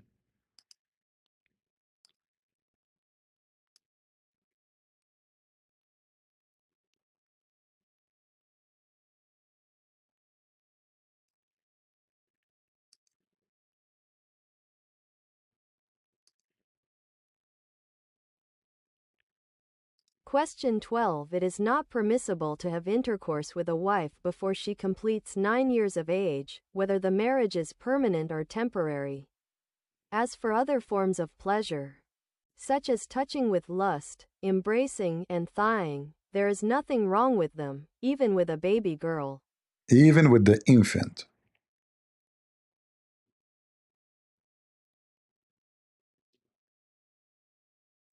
Even with the infant, not baby girl. The Arabic says رضيعة. رضيعة.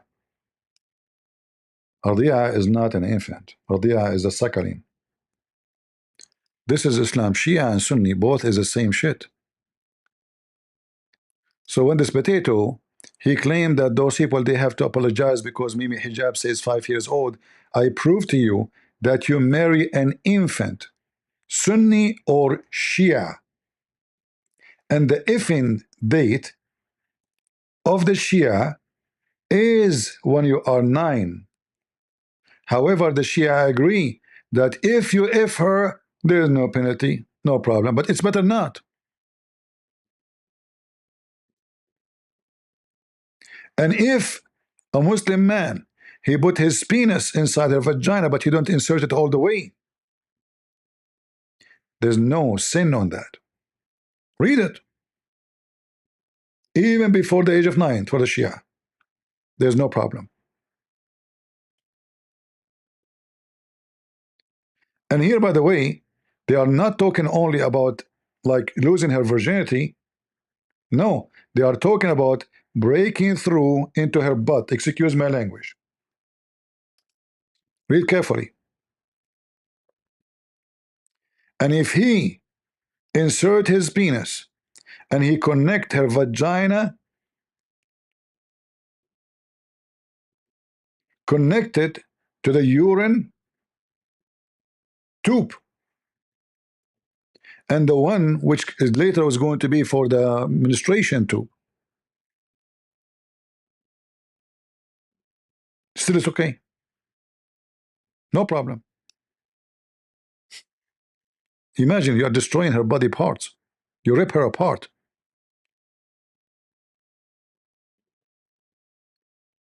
He's saying if you do that here in this case, and you insert it and you break those, then she will be forbidden for you forever. In this case, this is Islam. And then you have to pay her money. So Shia, Sunni, it doesn't matter. In fact, the Shia is more better than you.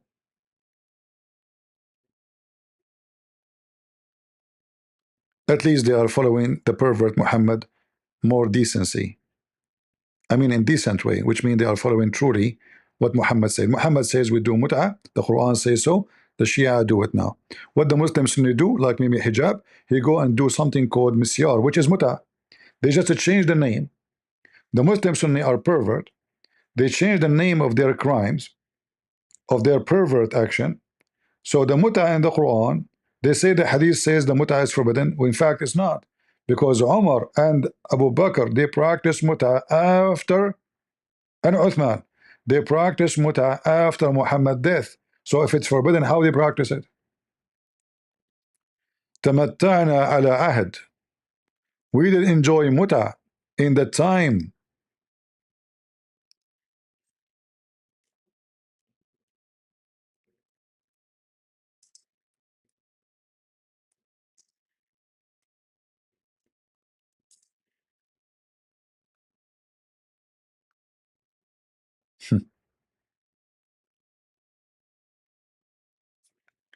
The Muslims, they wish as they wish. They make fabrication. The Quran came to do mut'ah.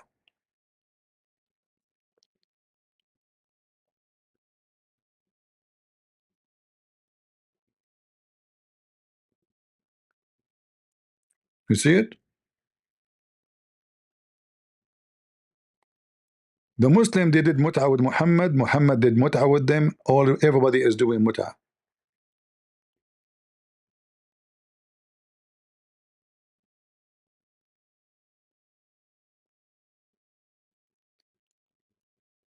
And let me show you how the caliphates, all of them, they do mut'ah after Muhammad's death, which is proving that the Muslim, they lie when they say mut'ah is forbidden. In the best scenario,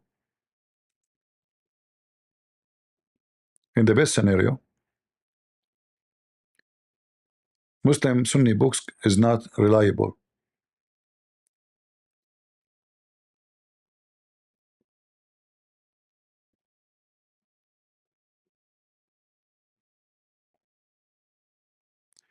The one who forbid the mut'ah is Umar ibn Khattab, not Muhammad.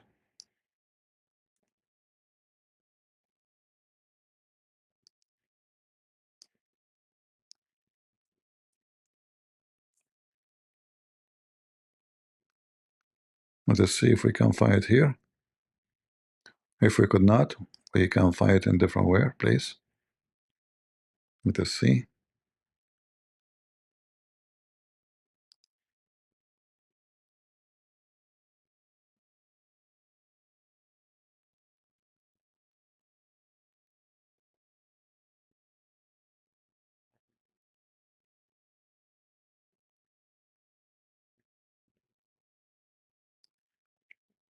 Look how dangerous this hadith is, proving Islamic Sunni to be a bunch of pervert liars.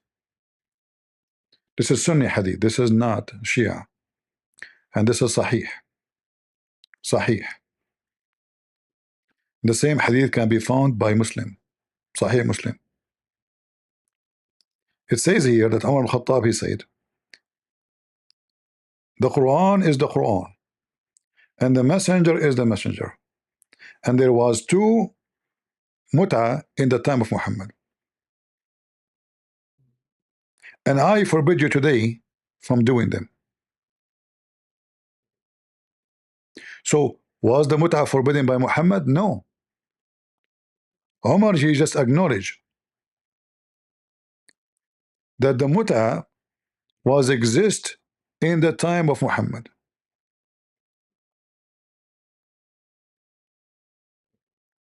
And I am Umar, the one who forbid it, not Muhammad.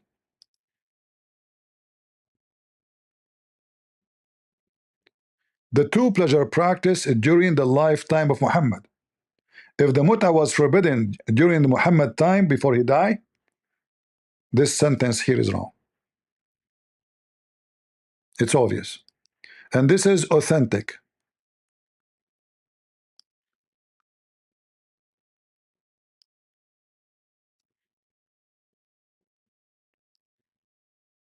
Authentic. All right. Other hadith.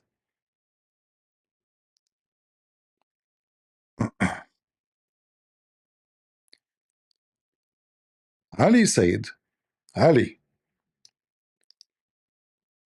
if not Omar, he forbid mut'a, nobody commit fornication. Yeah, because mut'a is is allowing fornication. All right. The one who forbid the mut'a is Omar.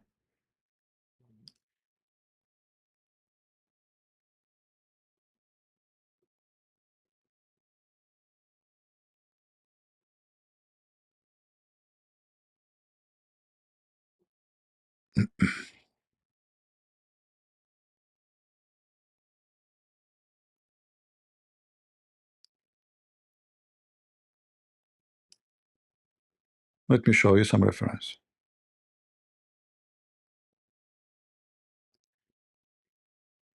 See, Abdul, we are not like you. We don't fabricate numbers. We don't fabricate stories. This is your religion.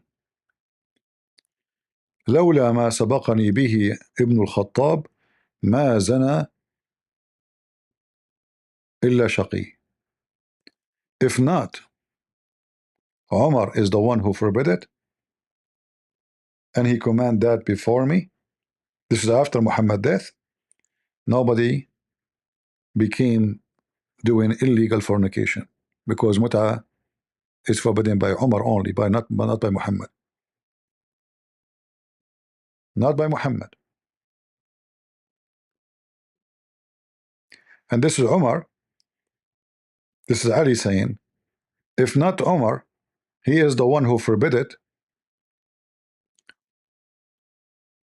I will allow it.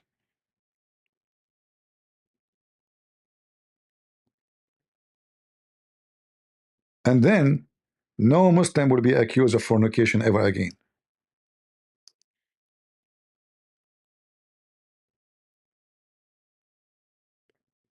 It was only the opinion of Omar, not Muhammad. And now the Muslim, they will say to you, oh, this is a fabricated hadith. Sure, as usual. Right? Anything is fabricated, even if it's a Sahih Muslim, even if it's al-Bukhari. And let me show you. It confirmed from al-Bukhari that the Muslim, they used to F each other by exchanging anything. And this is a practice during Muhammad, during the caliphate after. Read carefully. Read carefully. This is Sahih Muslim. This is Sahih Muslim. We contracted muta, not marriage. There's no marriage. Muta is not a marriage. Muta means sexual enjoyment, not marriage. How that is marriage? The word marriage is not there. Giving a handful of things like, exchange. You go to the women, you are hungry. What do you want? Bread? Okay, I will give you 1 kilo of a flour. Open your legs. It's in front of you. When we did that, during the life of Allah Messenger and during the time of Abu Bakr, until Umar forbid it for the case of Umar ibn al-Harith.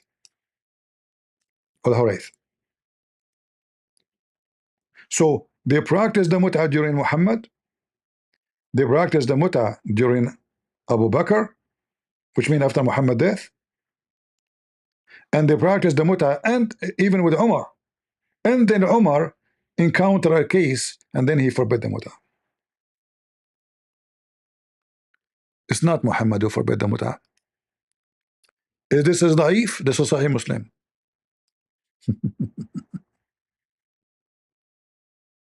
It's in front of you. This is the religion of the pervert Muhammad. Take it or leave it. Do we have any Muslim who would like to join us? I'm tired, so it's going to be easy for you to take me down.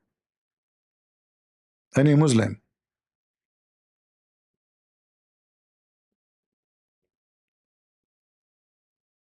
Are we lying, Muslims?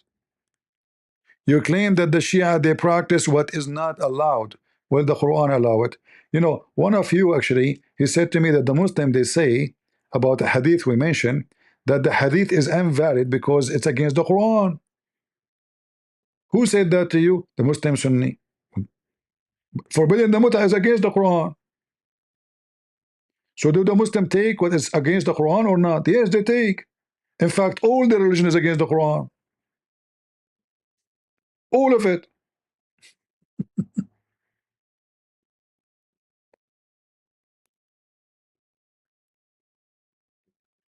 Don't change my topic, my friend. We are not here to talk about any one war. Focus with me. Do we have any Abdul?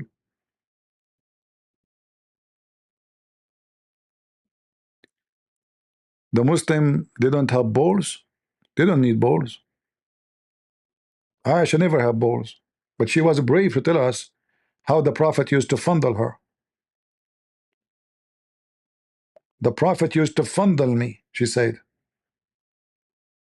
When I have my menstruation, she said. Imagine if Aisha, she have Facebook in her time or Twitter. Man, the laundry of Muhammad is all over the place. The Prophet now is putting his penis in my butt. Or the Prophet is taking it back. Or the Prophet, he put it again. Or the Prophet is licking my ears. Or the Prophet, he bite my tongue. In fact, she said the Prophet used to suck my tongue. What? What the Prophet used to do, Aisha? The Prophet used to suck your tongue? Really? Should we put that in the CNN?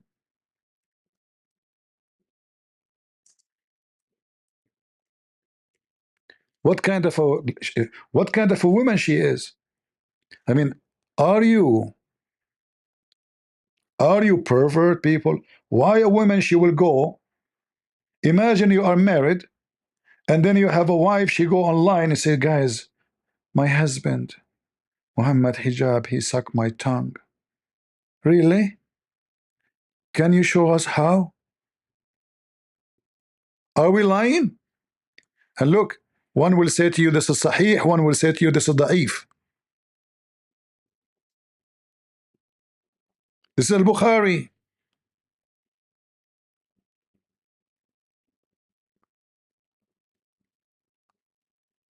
Oh, this is about different hadith actually here.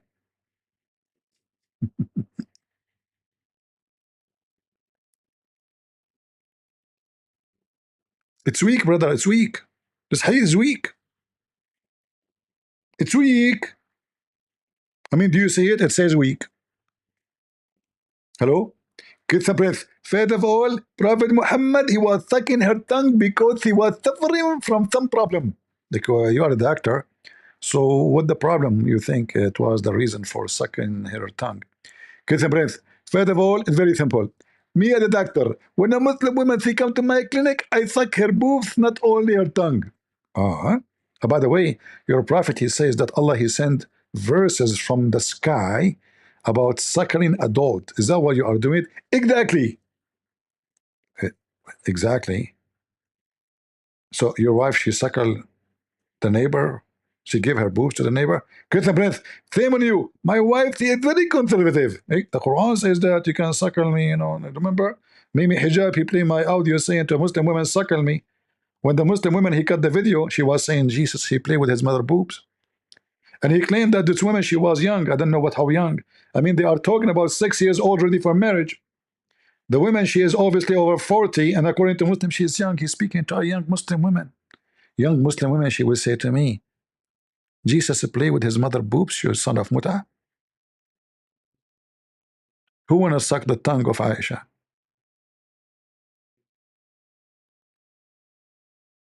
Hmm? Do we have any Muslim?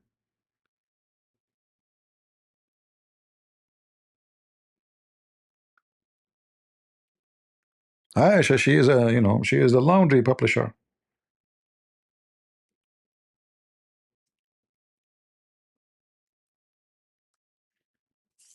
You wanna know every sex Muhammad he do? And look how Aisha. I mean, guys, if you read what Aisha is saying, you will see that Aisha is a whore. Literally. Look at this. This is al-Bukhari. The Prophet used to embrace me during my menses, and also he used to put his head out of the mosque while he was in itikaf, and I would wash it during my menses. What else? This is not a big deal. Let's show you more. There's no issue here. It's okay. It's okay. Huh? Aisha, she said, the Prophet, he used to fondle me. What he do? Fondle me. What the word fondle mean? He put his penis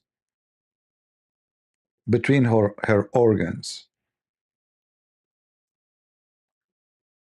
while he is fasting. While what? The guy is fasting now, by the way. Just to let you know. It's haram, brother. Haram to have sex. So, wife, what about you open your legs and let me do some brush there? Hmm? And she said, and who of you can control his penis like the Prophet? She's expert. How Aisha, she say that she knew that Muhammad is the best to control his penis? She have expertise? How many men she used to be with them? How someone she is a virgin, she is comparing her husband effing to somebody else? Huh? Like imagine you marry a woman, she claimed that she is a virgin. She say, you are the best man ever I slept with. Man, you're so good. Oh, you are a virgin, how you know? Oh, in my dream. I used to dream about men in my dream. Sorry, I mean, like I dream all the time when I get married, you know? But yeah, you are the best in effing. MashaAllah. How she knew? How she knew that Muhammad is the best of effing? Controlling. Muhammad, when Aisha she have menstruation, he command her to put a sheet between her legs, and possibly he put it in her butt. He fondle you where? Any Muslim can tell us. If she have a sheet,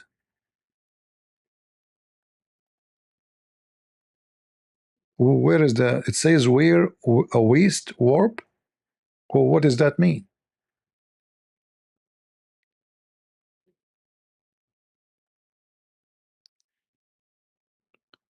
Your books.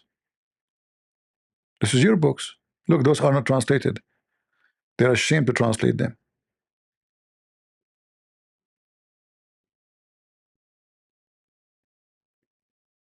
Mm.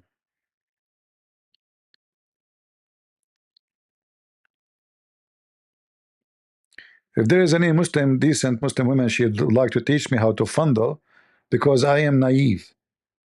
I don't want to. I want to do it exactly like the Prophet. You remember, we are Muslim Sunni. We have to follow the step of the Prophet. So who going to teach us?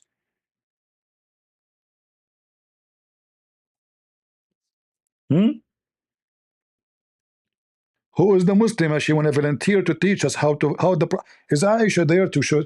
Shouldn't you tell us how he used to fondle her, more details? We don't know now who exactly he did it. We need to know.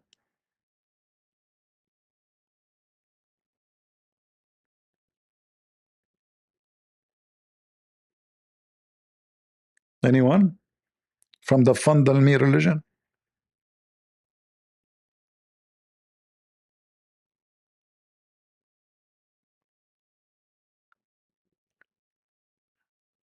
Tongue sucking is to hydrate the other person. Oh, okay. You want to suck the liquid? Okay, that's a good excuse. So if I'm thirsty, I see a Muslim woman, I can suck her tongue because I'm thirsty. Mm, that's a good idea. Do we have any Abdul from the religion of fondle me? Hmm?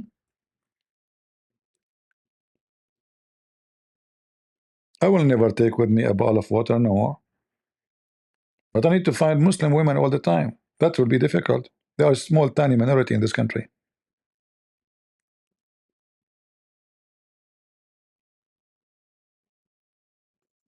You know? And she have to be very sexy, right?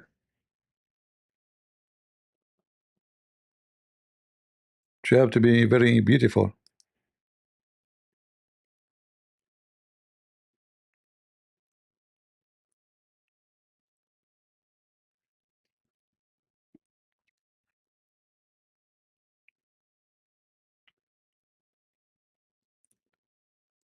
By the way, this is not Aisha, the wife of Muhammad Hijab. I think she is younger. His wife, the one hotel wife. This is other one. Any Abdul? You know, I saw images, pictures saying that Muhammad Hijab is drinking a brandy. Now we do not know if this is true. You know, you can do fabricate image in Photoshop, correct? You can. However, I don't agree with this image because there's no way Muhammad Hijab will go to the beach and drink brandy. We know that there's a better drink. It's a camel urine. So maybe it's the bottle, it says a brandy, you know, but inside it, I assure you, it is a camel urine. Hmm. Any Muhammadan?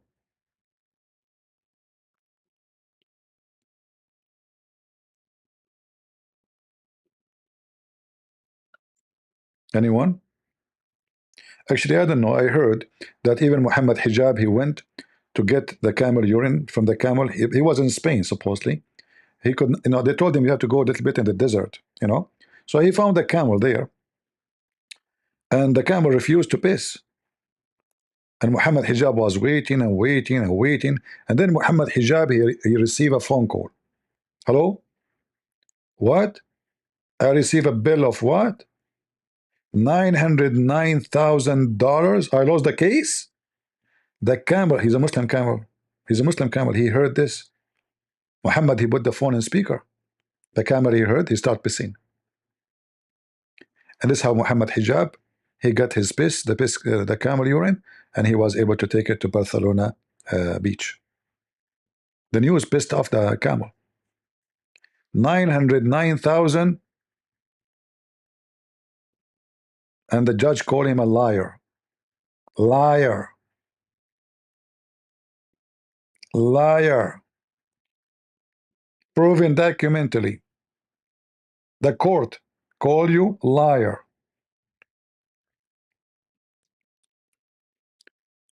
Do we have any Abdul?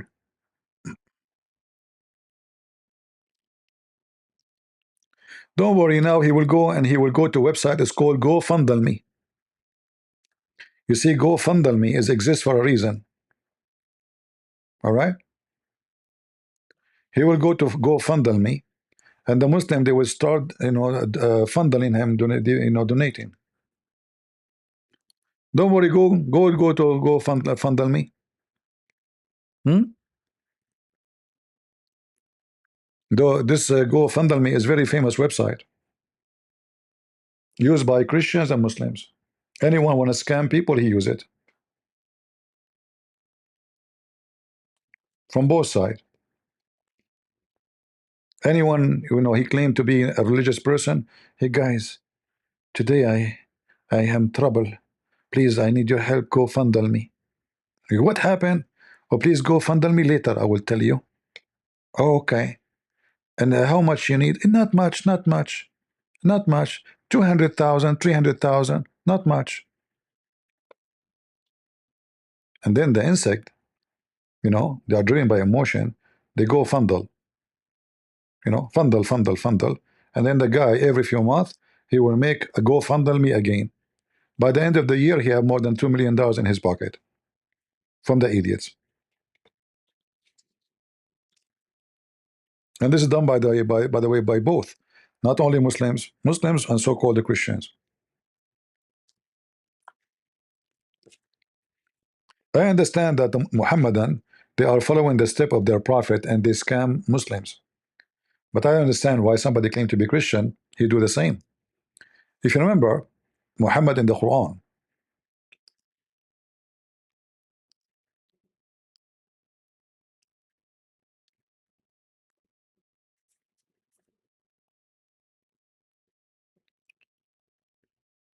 the Quran speak, if a Muslim want to speak to Muhammad in private, he have to pay him. You remember this guy with his name, Muslim Learn Turn? He charged the Muslim $6 a minute.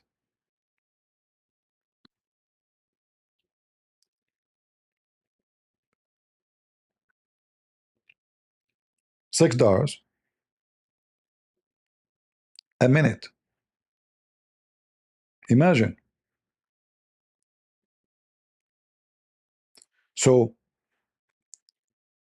if you speak to say $10, you have to pay. Sorry, I mean, if you speak for 10 minutes, you have to pay him $60. 10 minutes. Even lawyers don't charge that. This kid, Muslim lantern, a kid is a kid.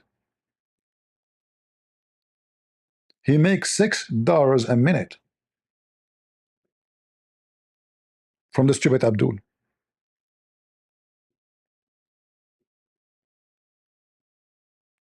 And here Muhammad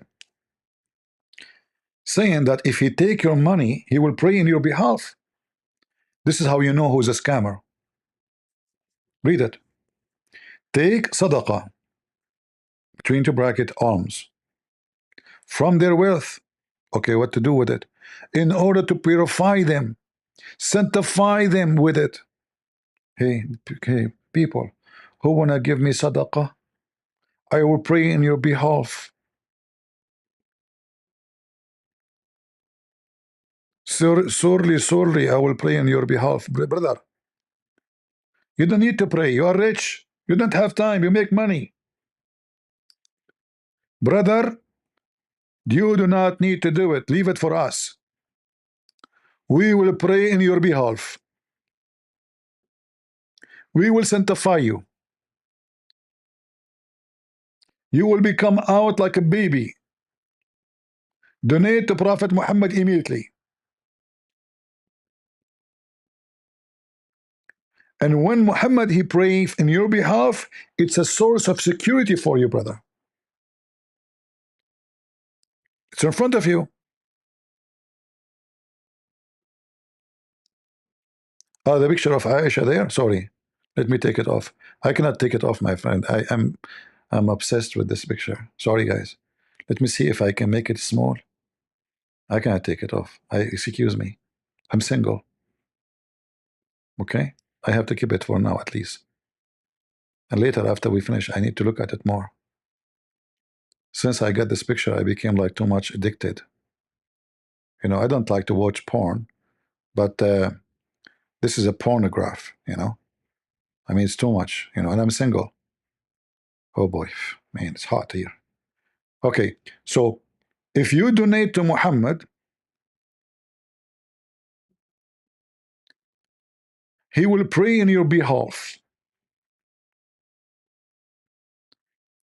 Why rich people need to pray? This is not right. They are rich. You give the money to Prophet Muhammad, go fund me. And then Prophet Muhammad, when he invoke Allah for you, that is a source of security, brother. I mean, it's Muhammad, come on. But isn't it Muhammad himself, he says that you don't trust Allah? Hmm?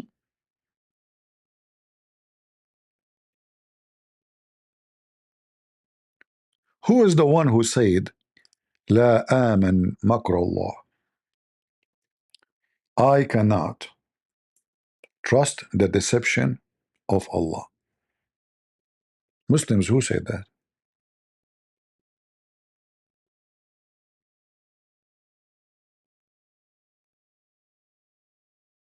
Any Muslim? First, it's in the Quran.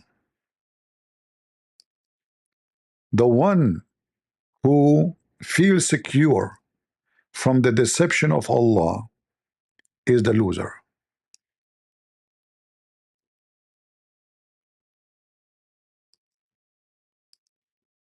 Is that correct? Oh, what happened here?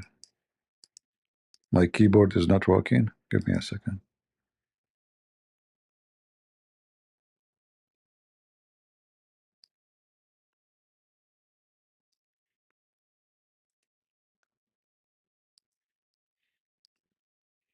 Something wrong with this keyboard.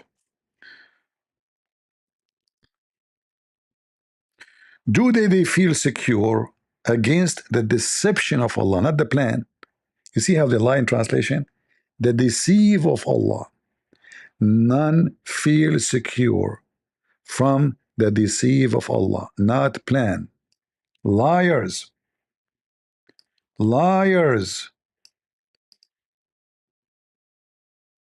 The cunning. Cunning. The God of cunning.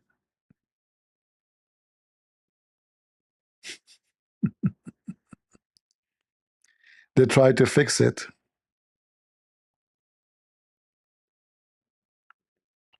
Do we have any Abdul who he think he can be secure from the cunning of Allah? Huh? Nobody can be secure.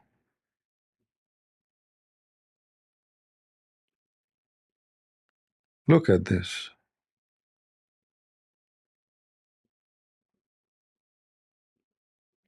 Muhammad actually, he promised the rich ones of Quraysh to go to heaven just because they give him money, starting from Uthman.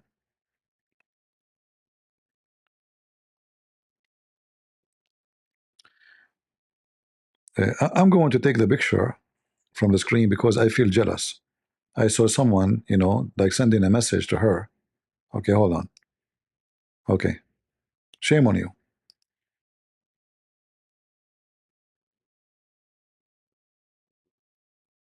Hmm?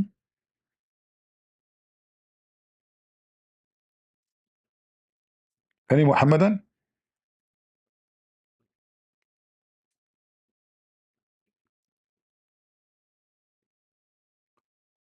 Who is a Muhammadan would like to join us? Mayday, mayday. Hmm?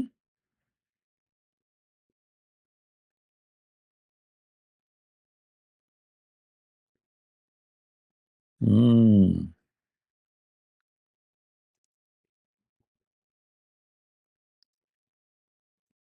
I don't see any Muslim in the chat saying I will.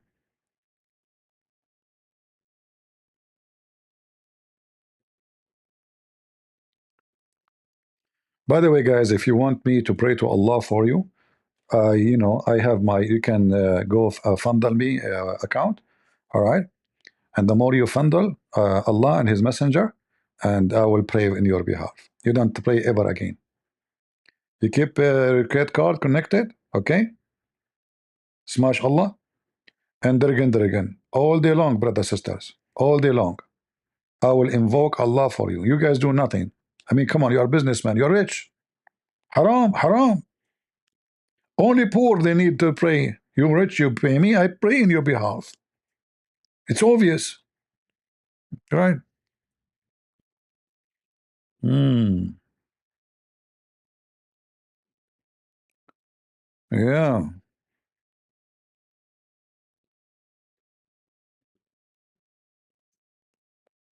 Don't take me wrong. I'm just trying to help here. See, people, because they have a bad mind, they start thinking, oh, maybe he will go and buy a new car, or no.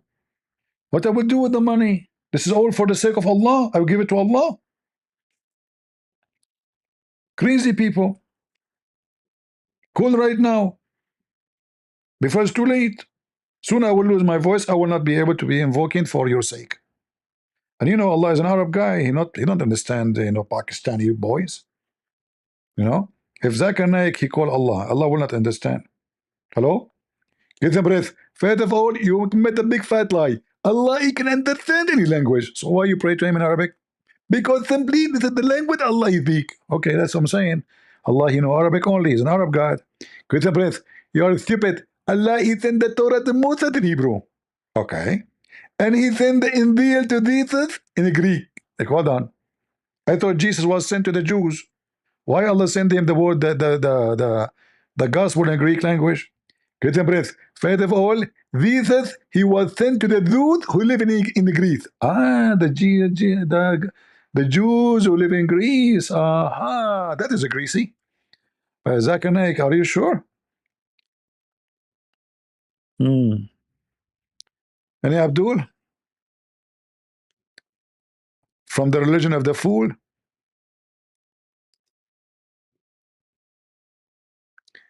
Uh-huh. Nobody want to debunk us? You bunk?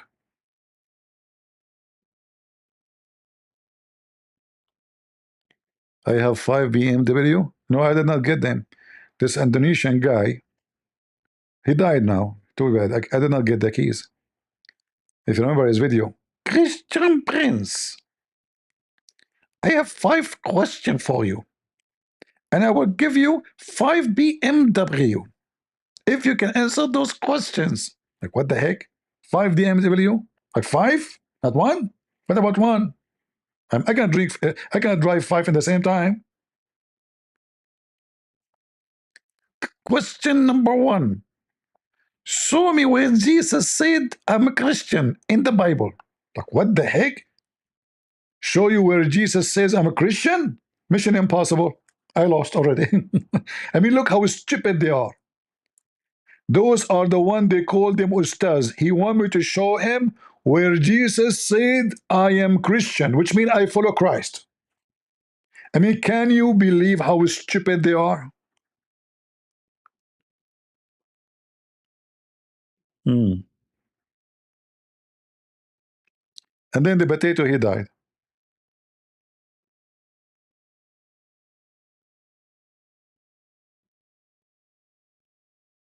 The Muslims are smart. Show me where Jesus says I'm a Christian. I challenge you. Nobody can prove that. Impossible. I mean, Jesus will say, I'm following myself. I'm Christian. Like, Muhammad Hijab, he says to Borat Erhaman, he said to him, so you are saying that the Messiah, he thought he is Messianic prophet? Like, what the heck is that? The Messiah is a Messianic prophet? Messianic prophet? He think? The Messiah.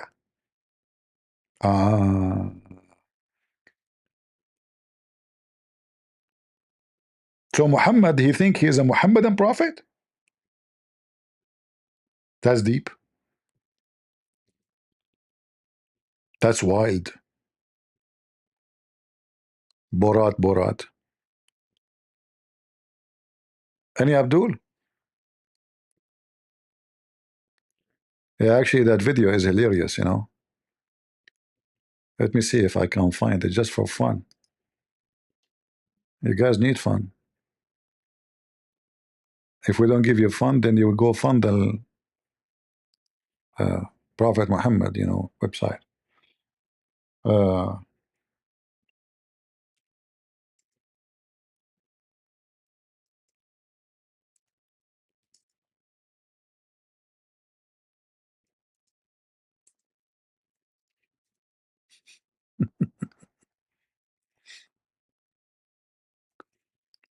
What does it mean?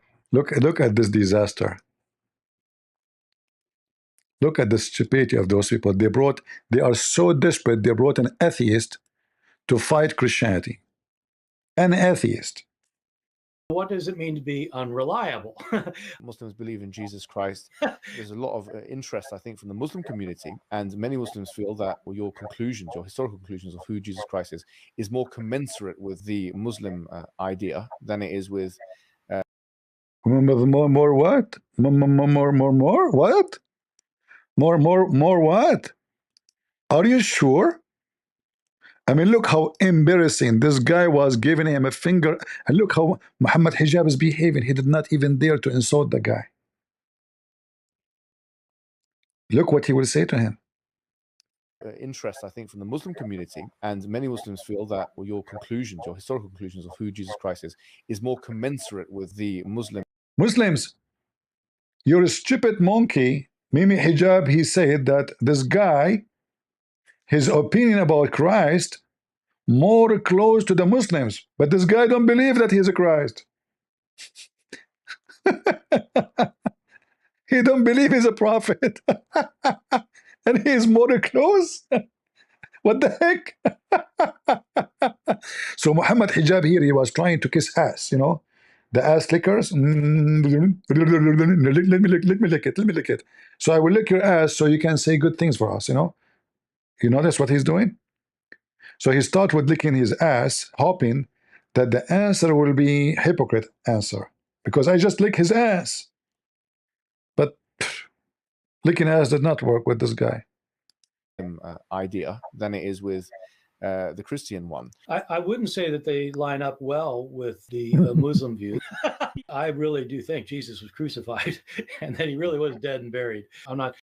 You cannot see the video. Hold on. I forgot to take the. Hold on. Give me a second. Yeah, let me play it from the beginning. Sorry. What does it mean to be unreliable? Muslims believe in Jesus Christ. There's a lot of interest, I think, from the Muslim community, and many Muslims feel that your conclusions, your historical conclusions of who Jesus Christ is more commensurate with the Muslim idea than it is with the Christian one. I wouldn't say that they line up well with the Muslim view. I really do think Jesus was crucified and that he really was dead and buried. I'm not interested in whether Jesus was the Son of God because I don't think there was a God. And so my understanding is that your conclusion is that Jesus Christ was a messianic prophet. I think he thought that he was a son of God. He is a messianic prophet? In your conclusion, you think that Jesus Christ was a messianic? What? What? Hey, Muhammad Hijab, what kind of urine you were drinking before you go for this interview? Christ, he thought that he was a messianic prophet. What the heck is that? Any Muslim can call Mimi Hijab and ask him what he meant by saying that. And you call him Jesus Christ. He just said, so you think your Jesus is that Jesus Christ was I mean, he didn't say like you think maybe he was. No, he named him Jesus Christ. He was a messianic prophet. That's deep. Ian, I need water. Hold on. I can't swallow this one.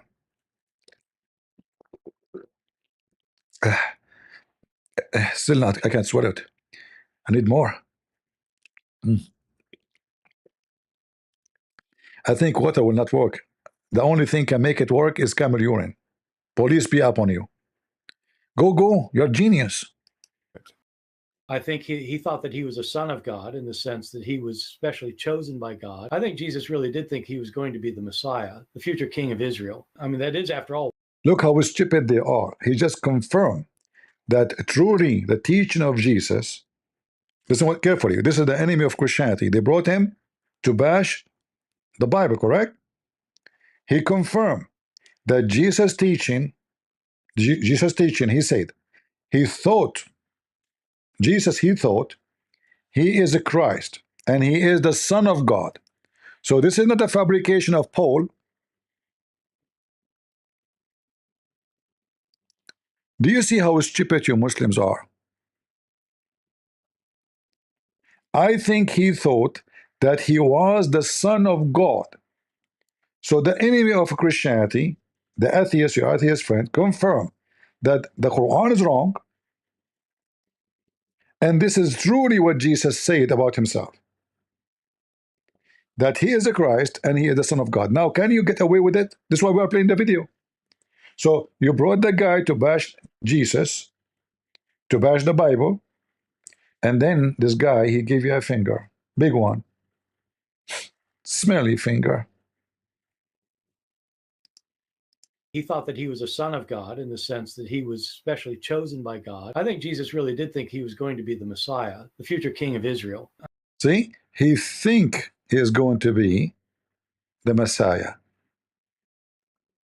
So Muhammad is a liar, because Muhammad, he said that he is the Messiah. Allah said when he sent his angel to Mary, you will have a son, his name is the Messiah. Is not even will. So this is how stupid you are. You brought a guy to bash Christianity or to expose Muhammad lies, because if he is saying the truth, then the Quran is a book of lies. And if he is not saying the truth, why you brought him in the stage of Muslims? Especially you are not debating him. Listen, guys, do you see how submissive he is? Do you see how Mimi Hijab is so submissive? Did he say to him, no, you are wrong, he is the man? No. He take what he say without question. And he bite his lips like a little girl. So in this video, Borat, he was fondling Mimi Hijab. And Mimi Hijab, she was licking her lips. As you see. He did not dare to say to him one word that you are wrong. He thought that he was a son of God in the sense that he was. You see? Guys, I'm lying. Is he biting his lips? I mean, she. Let me zoom in. I don't know if I can zoom more. Hold on, we can fix this thing issue.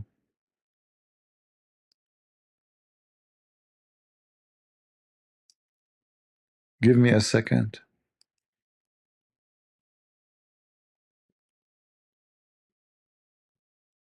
We will use the fundering technology. But not you now. Hold on. My hand go over to that picture like automatically without even thinking. I make it appear. I can't resist sometime. I need to do something. I need to see some doctors or something. This is not right, my friend. Addiction, not right. He was biting, I mean she was biting her lips. Oh boy. That is Very. Where is? The picture becomes so small. Let's make it big. Hold on, hold on.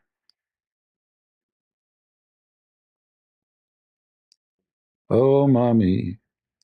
Oh, mommy, buy them, buy them. Oh, mommy, buy them. Oh, mommy. Let us buy the lips. Let us buy the lips. He was like a chicken, sitting like a mule. The guy is fingering Allah and his prophet and Mimi Hijab, biting her lips. Now I know why they are not looking good at all. I wonder how many times you bite them a day. Continue, watch the video.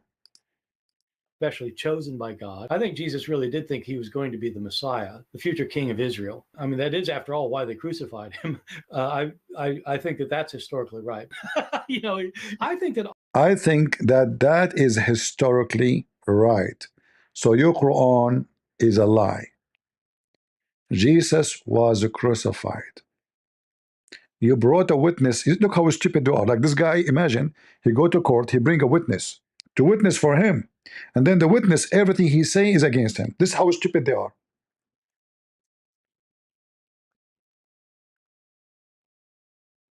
This is how this religion is full of stupidity. You could not find a witness except this guy.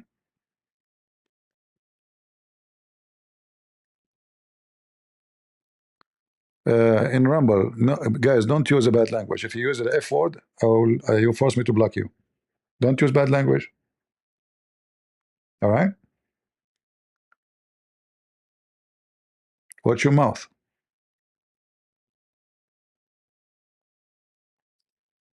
all of these gospel authors, I think all of them think that in some sense Jesus is God. If you He think that all the gospel author, all of them, agree in some sense that Jesus is God. think that the Bible cannot have any mistakes in it, if you're shown a mistake, then you just refuse to admit it's a mistake. You think either it can be reconciled in some way, or that there's something we just don't understand about it, or we have and You can tell this guy is mentally ill, by the way. The When Quran is mentioned. when somebody mention a mistake in the Bible, we laugh. And if you watch his video, you will see how silly the mistakes he's talking about. And then Mimi Hijab, he shake his head, and he said the Quran mentioned something. What the Quran mentioned? Go. In the Quran, it's mentioned if this book was from other than God, they would have found in it many contradictions. If a book is without contradictions, that has no bearing on whether it comes from God or not. I've had phone books that are inerrant, but I certainly don't think God gave them. So, no, that is. Even Mimi himself laughed at the idea of the stupidity of Allah. So if there is a book does not have contradiction, it's from Allah. I have many books. There's no contradiction in them. I am Allah then. Worship me. Can you believe it? How stupid this garbage Muhammad is? I'm not talking about this guy. This guy is garbage anyway. I'm talking about his prophet. So his logic is, he said, if this is a book made by other than Allah, you will find in it a contradiction. However, I can get you in less than 30 minutes at least 100 contradiction. Who is willing to call me and ask me for one after one? Any Muslim? Any Abdul? We just heard Mimi Hijab saying, the Quran saying, if this book is made by other than Allah, you will find a net contradiction. So if we can find one contradiction, this is not made from God. Very simple. End of the story. Any Abdul?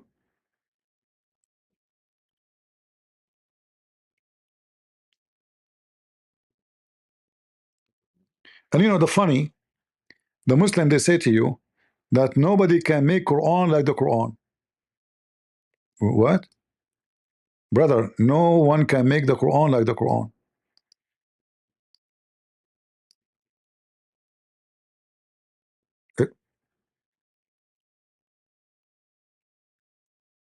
What do you mean? Can you make Quran like the Quran? I have to make Quran like the Quran, and that will make me God? Yes. Okay, can you make books like my books? If you say yes, you're copying me. The only way to make a book like my books, only if you are copying me. Are you stupid?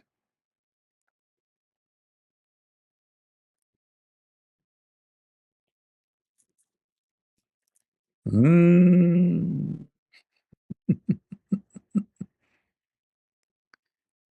And then we find that the Quran itself says, Shaitan made Quran. Not only that, the ant made Quran. In fact, the Quran is not the book of Allah. Because when Allah, He is quoting the ant, who is the one is talking there? The ant. The bird making Quran. The chicken making Quran. Are we lying? Who is talking here? This is not Allah. Who made this Quran? When they arrived to the valley of the ants, and by the way, this is a true story. I was there. You know, the valley of ants is very well known in the Middle East. You know, like when you go in the highway of the valley of the ant, you enter, it says there's an ant in your pant. It's very well known, you know. So when they arrived to the valley of the ant, one of the ant said, okay, so now all of this is made by Mrs. Ant, not Allah. Can you Muslim, can your Allah make a verse like this?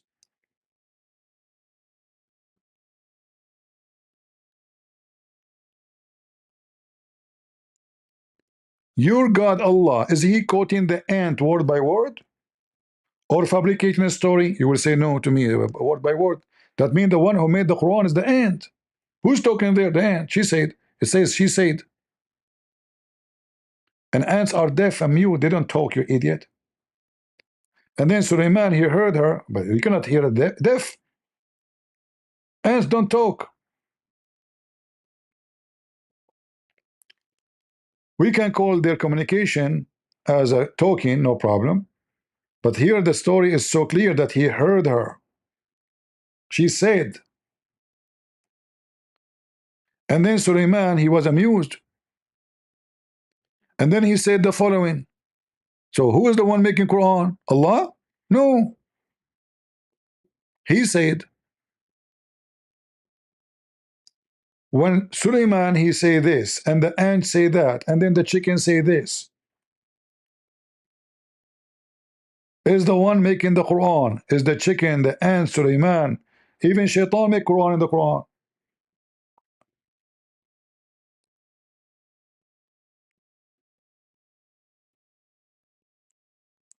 Adam is talking in the Quran.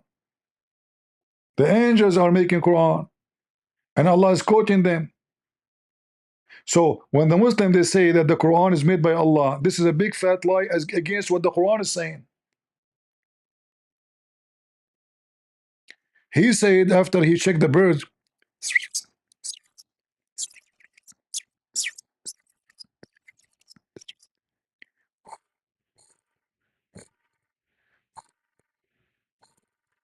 hey birds, where are you? What is this bird is missing? Sulaiman.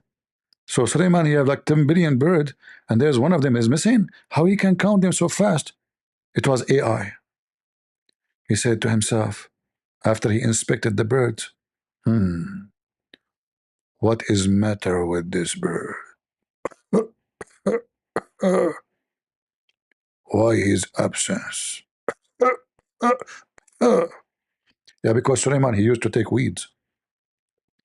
I will surely punish him with severe torment, or even slaughter him and make him barbecue. Who's talking here? Sulaiman. Sulaiman, the bird, the chicken, the bird, the ant. And then you say to me, can you make Quran like the Quran of this? This is Sulaiman making Quran, the ant making Quran, the bird making Quran. I will torture him for sure. Okay. I will take his feather one by one. from his butt. Where is your butt? Where is your butt? Turn your butt for me. Oh, bird. Okay, when the bird come, call me, okay? Hello? Hello? Get some breath. First of all, I underline. The bird doesn't say he will take the feather from his butt. He will take, he will torture him. I mean, so he will take feather from everywhere. Get the breath. You are a big fat liar. First of all, this bird doesn't have any feather in its butt. You? What do you mean? The bird, they have feather coming from their butt. Get the breath. The butt is the anus. And if you are stupid to say that the anus have feather, okay, I mean that area. Exactly. I get you busted. It's recorded. This is God book. The ant said, the chicken said, the rooster said. Bok, bok, bok, bok, bok, bok. And then we go deeper. We found that Muhammad claimed that Allah, he sit in a rooster. Where? On a rooster.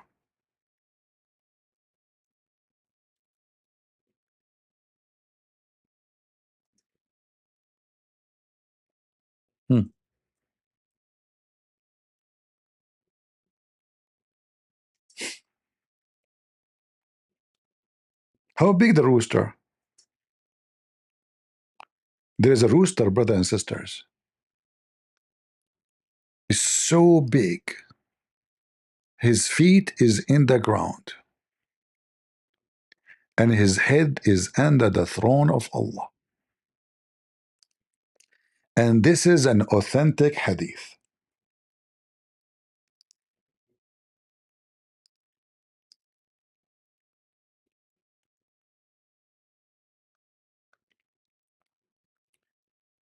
Prophet of Allah said, Allah allow me to tell you about a rooster. God Almighty has given me permission to talk about a rooster. It's a roostery story. After you hear it, I will roaster you all. In the best scenario, I will roast you. So Allah allowed me to speak about a rooster. And this rooster, his feet is in the soup of the ground.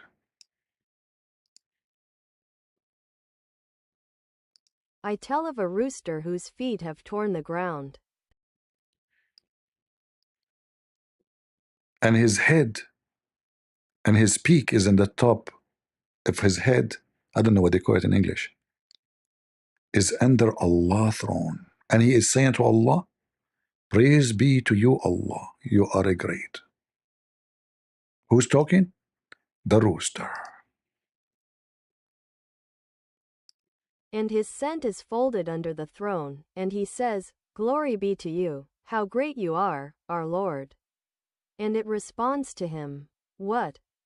Allah will say to him in response, oh, I wish those who lie knew. I wish, Allah he says, I wish those who lie, using my name in you, how great I am. His scent is folded under the throne, and he says, glory be to you, how great you are, our Lord. And he responds to him, he who swore falsely by me would not know that.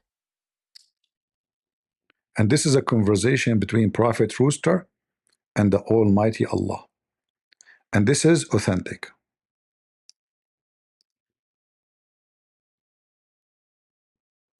Summary of the Hadith scholars' ruling. His chain of narrators is authentic. I like roosters, by the way. I have nothing against roosters.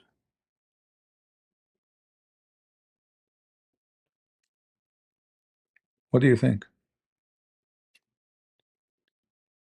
All of us will like roosters. They are like beautiful with colors, you know. And but I am surprised why the rooster is under the throne, not in the top of the throne. I mean, we know all of us chicken, they like to jump all over the place. Why this rooster is contained and he is not jumping all over? I don't know. It doesn't make sense to me. Maybe in the beginning, like he started the conversation, then Allah, he go to the bathroom, and then he would jump on the top of the chair of Allah?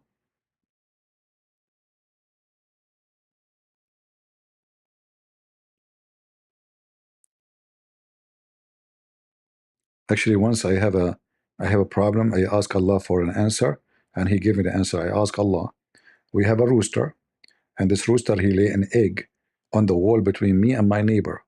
This egg belonged to who? Allah took him like 2 months, as usual, to answer me. He said, split the egg between you and your neighbor. I'm the God of justice. I told him, but Allah, He's a rooster. He said, so? So guys, do you think the judgment of Allah is correct? The rooster, he lay eggs on the wall between my neighbor and me. Who owned the egg?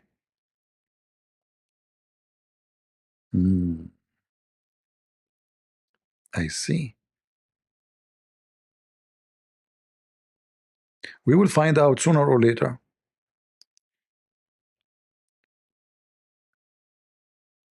Why you are laughing? According to Muslim, Shaitan, he lay eggs. Shaitan is a chicken. Hey Muslims, am I lying? Get them busted, get them busted. Is it true that Shaitan, he have a penis in the right thigh and he have a vagina in the left thigh, and he shake it, shake it, shake it, and he enter this into this, he do nikah, and then he lay 10 eggs. I never thought that Shaitan is a chicken.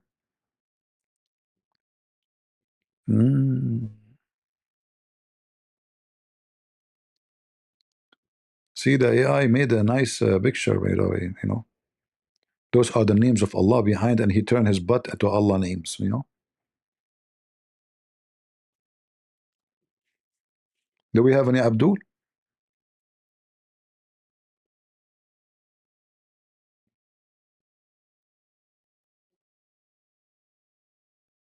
Anyone?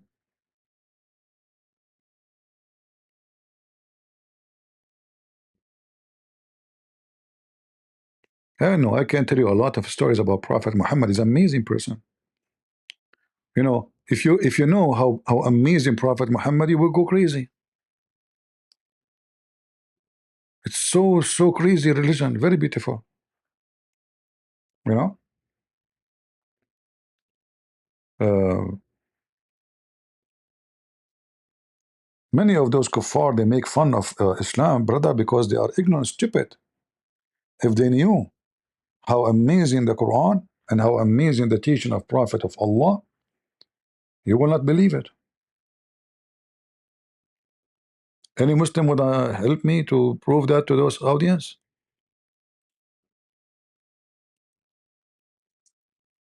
They line up in different channel. Here we cannot find them.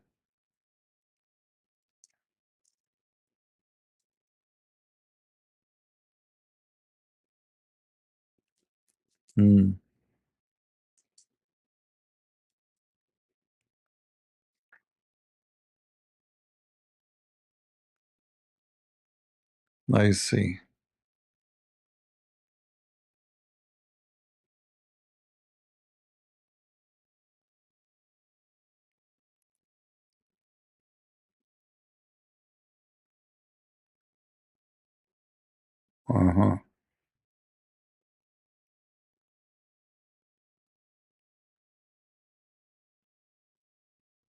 Let me find you something will make you convert to Islam right away.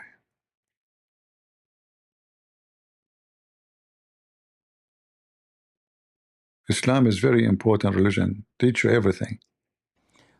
Important questions. We will not show you Islam to be silly. No. We have an important matter. It's about death and life. Khalid question says, I've read as per the hadith that it is not permissible to roll up pants. Can you elaborate the actual meaning of it? Does it mean to not roll pants during Salah? As in office time, I do wear pants below the ankles and usually roll my pants before Salah and perform accordingly. Is this permissible? First of all, the hadith is in the Sahih, where the Prophet said, alayhi salatu wasalam, said, I was ordered to prostrate on 7 bones or 7 limbs or 7 areas of my body. And he said the forehead and pointed to his nose as well, the hands, the knees, and the feet. And I was prohibited, I was prevented, I was denied from rolling any form of dress or tucking it in, and from doing the same to my hair. The hadith is regarding salat, and we understand this because of the first part.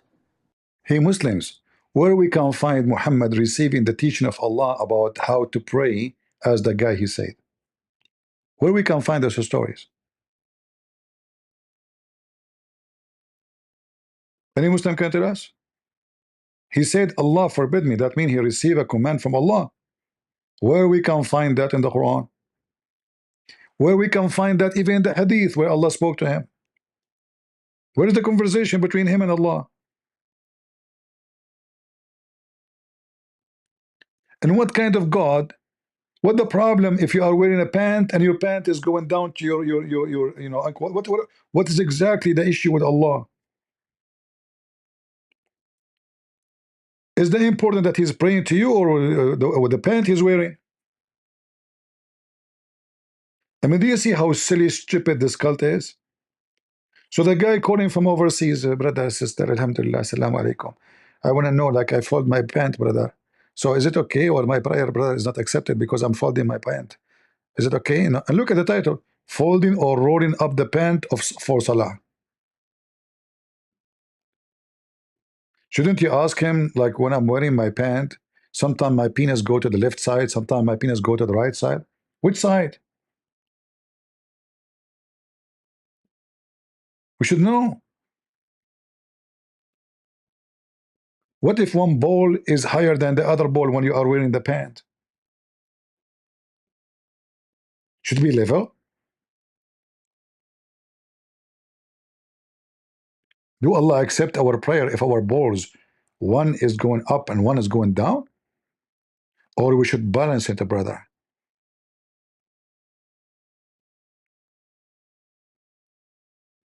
What the heck is this? This is a question and this is a religion, and Allah forbid me? From what? Forbid me. If Allah did not forbid you from having sex with Aisha, He forbid you from folding your pant?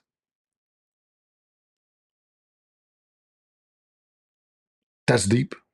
Knowledge. This religion is all about knowledge. You know, people, they say those kuffar, they speak against the Quran, brother.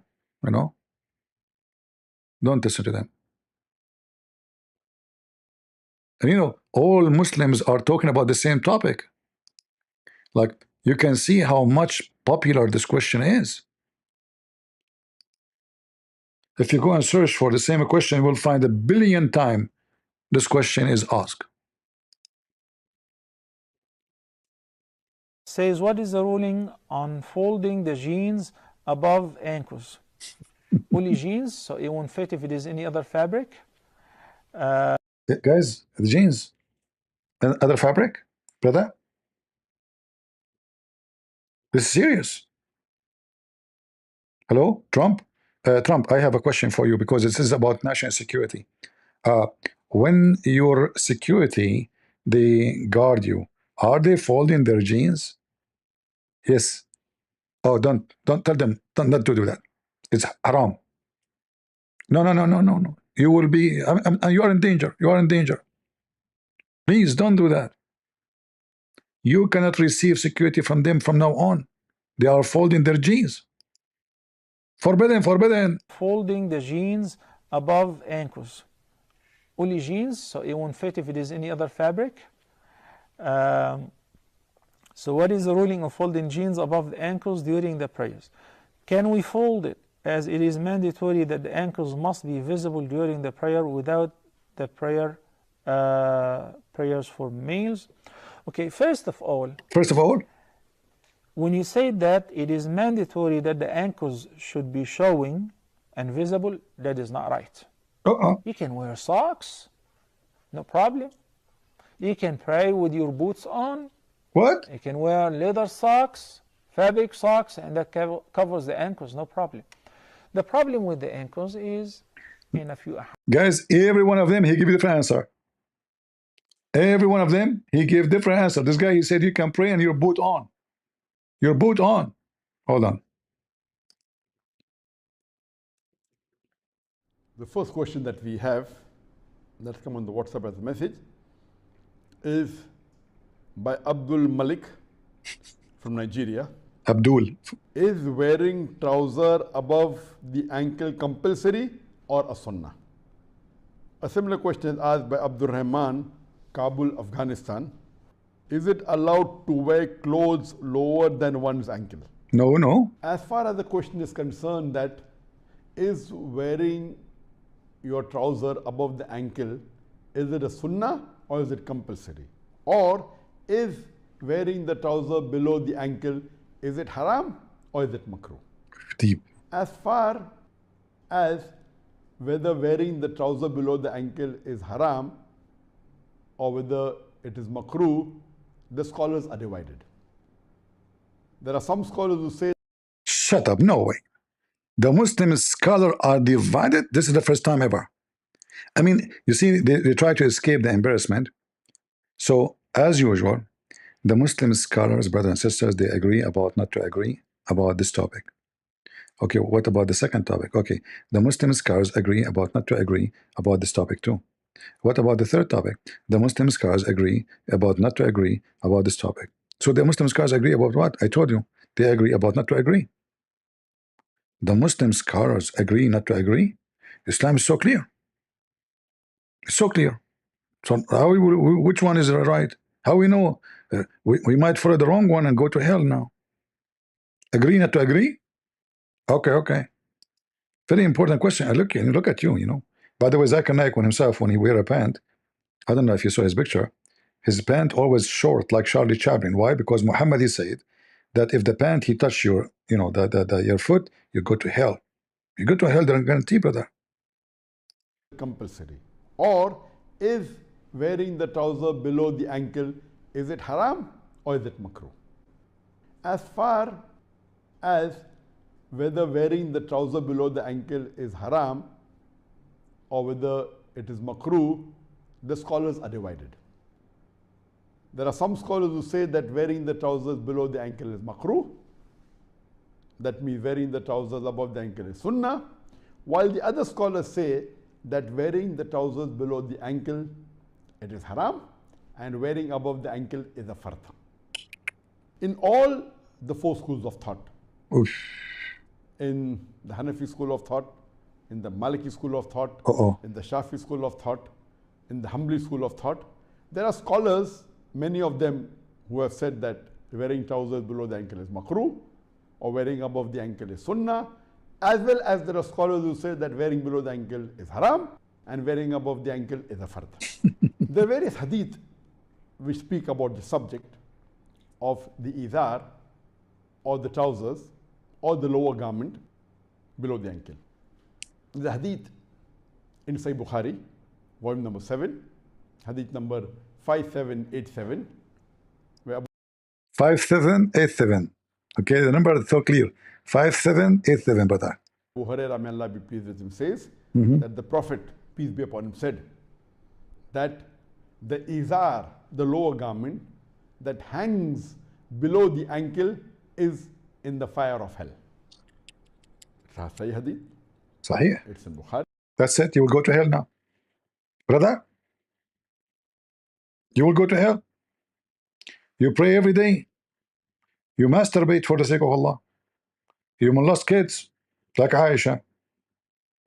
You do jihad by putting TNT in your anus and go on an airplane. But you forgot your garment is touching your feet, touching your ankle, brother. You're going to hell. Bad news, bad news. There's a very strong relationship between the, and going to hell. That's it. Big sin, big sin. Allah forgive all sin except this one, and shirk. The izar, the lower garment that hangs below the ankle, is in the fire of hell. Sahih hadith. It's in Bukhari.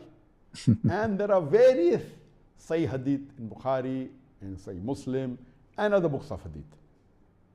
It is further mentioned in Sahih al-Bukhari, volume number 7, Hadith number 5790. The Abdullah ibn Umar, may Allah be pleased with him, he says that Prophet Muhammad, peace be upon him, said that once a man was walking with his izar trailing on the ground, and Allah subhanahu wa ta'ala made him go beneath in the earth, and he kept on going beneath till the day of resurrection. There's the hadith. Guys, Allah right away, He command him to go beneath the earth, and he keep going. Hey Abdul, where are you going? Walking down the earth, la la la la la la, la la la la la la la la la la la. Abdul, stop! No, I cannot. Allah command me to go down the earth, and he kept going until the day of death, my brother. Where are you going? Walking down the earth, la la la la la la, la la la la la la la la la la. Brother, no way! How you can walk down the earth? Mystery.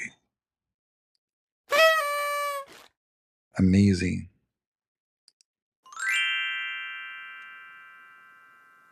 Beautiful. You Muslims are doomed. So the guy, because his dress touched the ground, Allah will force him, He forced him to walk down in the earth until the day of judgment. And I am making fun of Allah every day, and Allah did not do that to me. So touching your dress in the ground and you are a Muslim praying to Allah is way bigger than me spanking your Allah every day. But this is a true story. This reminds me of the story of the guy made fun of the miswak. So he put the miswak in his anus. Allah punish him, brother. Anyone knows what happened? Who knows what happened? When this guy made fun of the miswak, this Muslim guy, he made a big mistake. Big mistake. He inserted the miswak. The miswak is a piece of wood made of root. Usually, naturally, is very long and very flexible. The Muslim, they cut it pieces because now it became expensive. Every Muslim want to buy it to do what Muhammad supposedly done. So he inserted the miswak in his anus, and brother, oh brother, after 9 months, the guy became pregnant, and he delivered a baby, his butt like a rabbit, his head like a mice. By the way, it's true story. This is a true story. I was there. I was there. I warn you, don't do that. Don't do that home. Don't put the miswak in your anus. You will get pregnant even if you are a man. And then you will deliver it. From where, I have no idea. Don't ask me. The guy delivered the baby. It's a mice, a rabbit, creature, baby. Mean. And here you ask yourself, what kind of a Muslim is this guy who inserts something in his anus? I mean, you cannot insult the anus without anything else. He must. What kind of society this society is?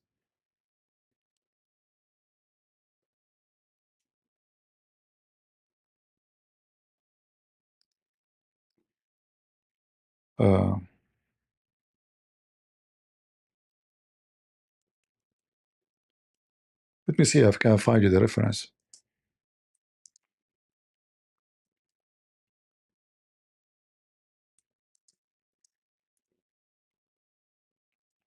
By the way, this is a true story. I know that's kuffar Christians, and you know they will make fun of it, but we can prove it to you easy.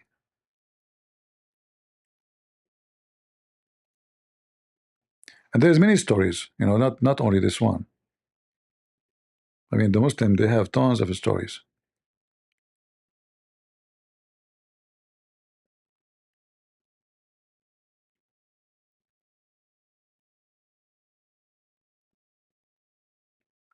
Actually, even Ibn Kathir, he mentioned this story. Let me see if I can find you the story.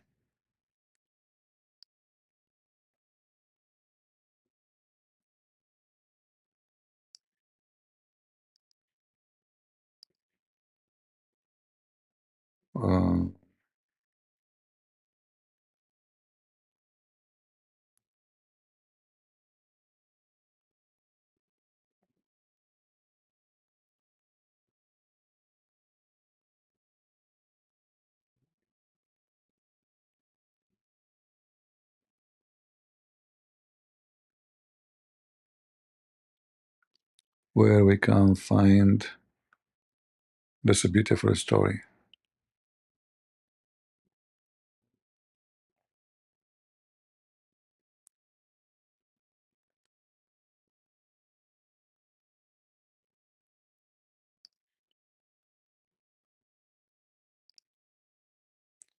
I hope you guys, you will learn, so you will not face and end the same, unhappy ending. And the story, by the way, is very dependent on who is reporting it. So some story they say he gave birth to a baby. His head is a head of a fish. His anus is the anus of a rabbit. Yeah, Muslims, what you can say. Yeah. So this is the book of Al-Bidayah and Al-Nihaya, Ibn Kathir.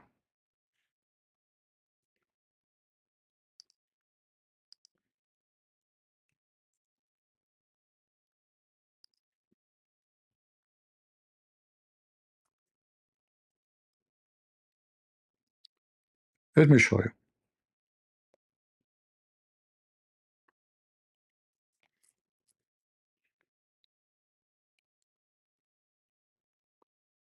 Let me translate the whole thing.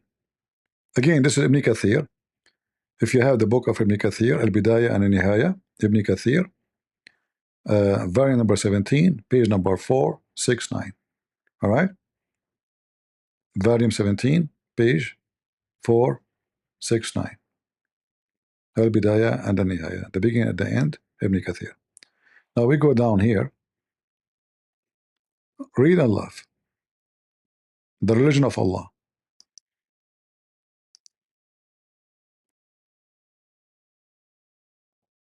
Ibn Khalikan narrated, as quoted from the handwriting of Sheikh Qutbi al-Din al-Unini, that he said, "We have been informed that a man in the monastery of Abu Salama in the region of Bushra was indulging in debauchery and recklessness.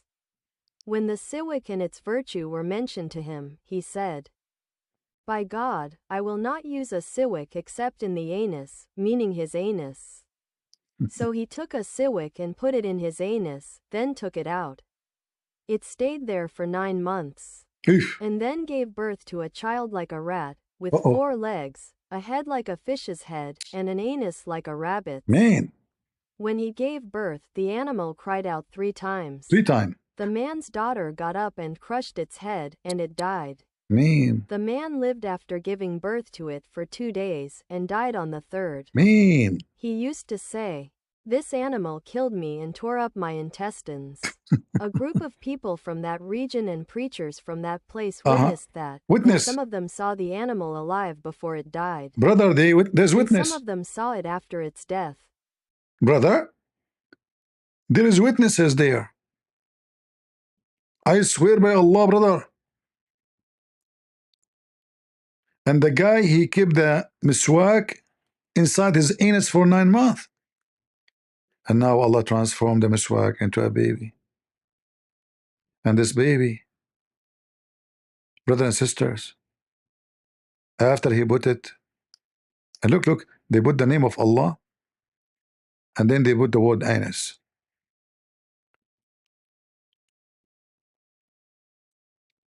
So he inserted the miswak or siwak inside his anus, and he kept it there for 9 months. 9 months it's inside his butt. He never get do shit. Like he put it there, that's it. Do you Muslims even use your brain?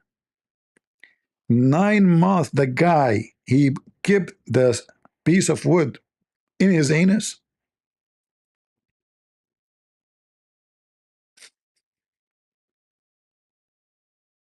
He took it and he inserted in his anus for to stay there for 9 months. So in the 9 months, this guy did not go to the bathroom.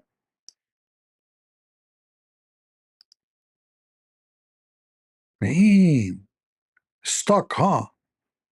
During that time, he was going to the bathroom from his nose.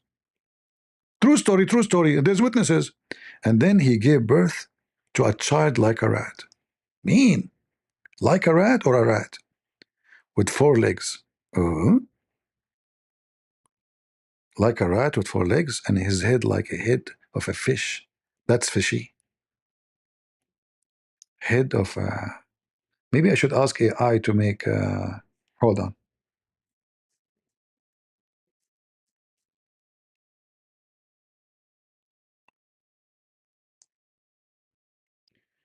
Make an image of a creature look like a rat, have a head of a fish, and his butt like the butt of a rabbit.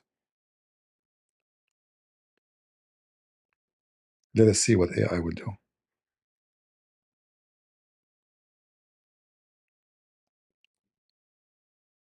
Here is the image you requested. Mean. Perfect. Guys, shall I share it with you? Unbelievable. Now we are able to see what happened exactly. Smash Allah. I will share the image with you. Give me a minute.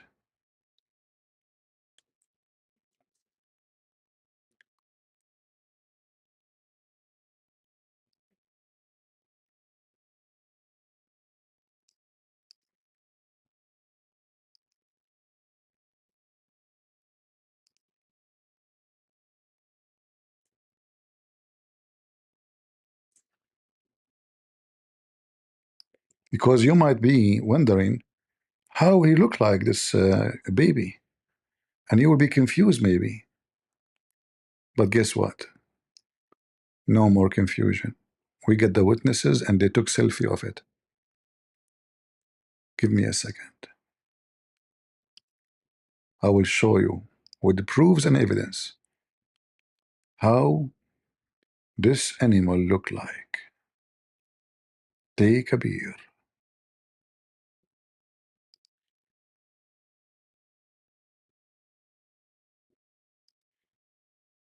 Are you ready to see it? Wow.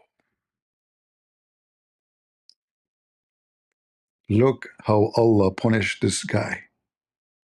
He gave birth to a rat have 4 legs. His head is the head of a fish.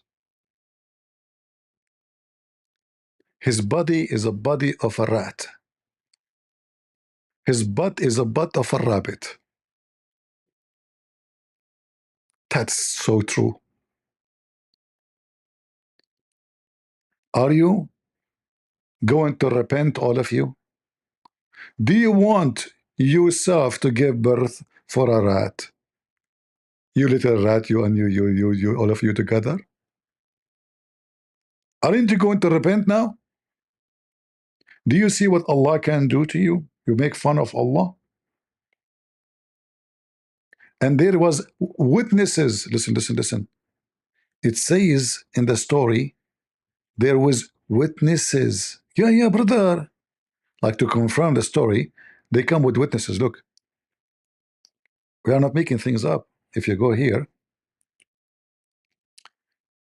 his anus like a rabbit.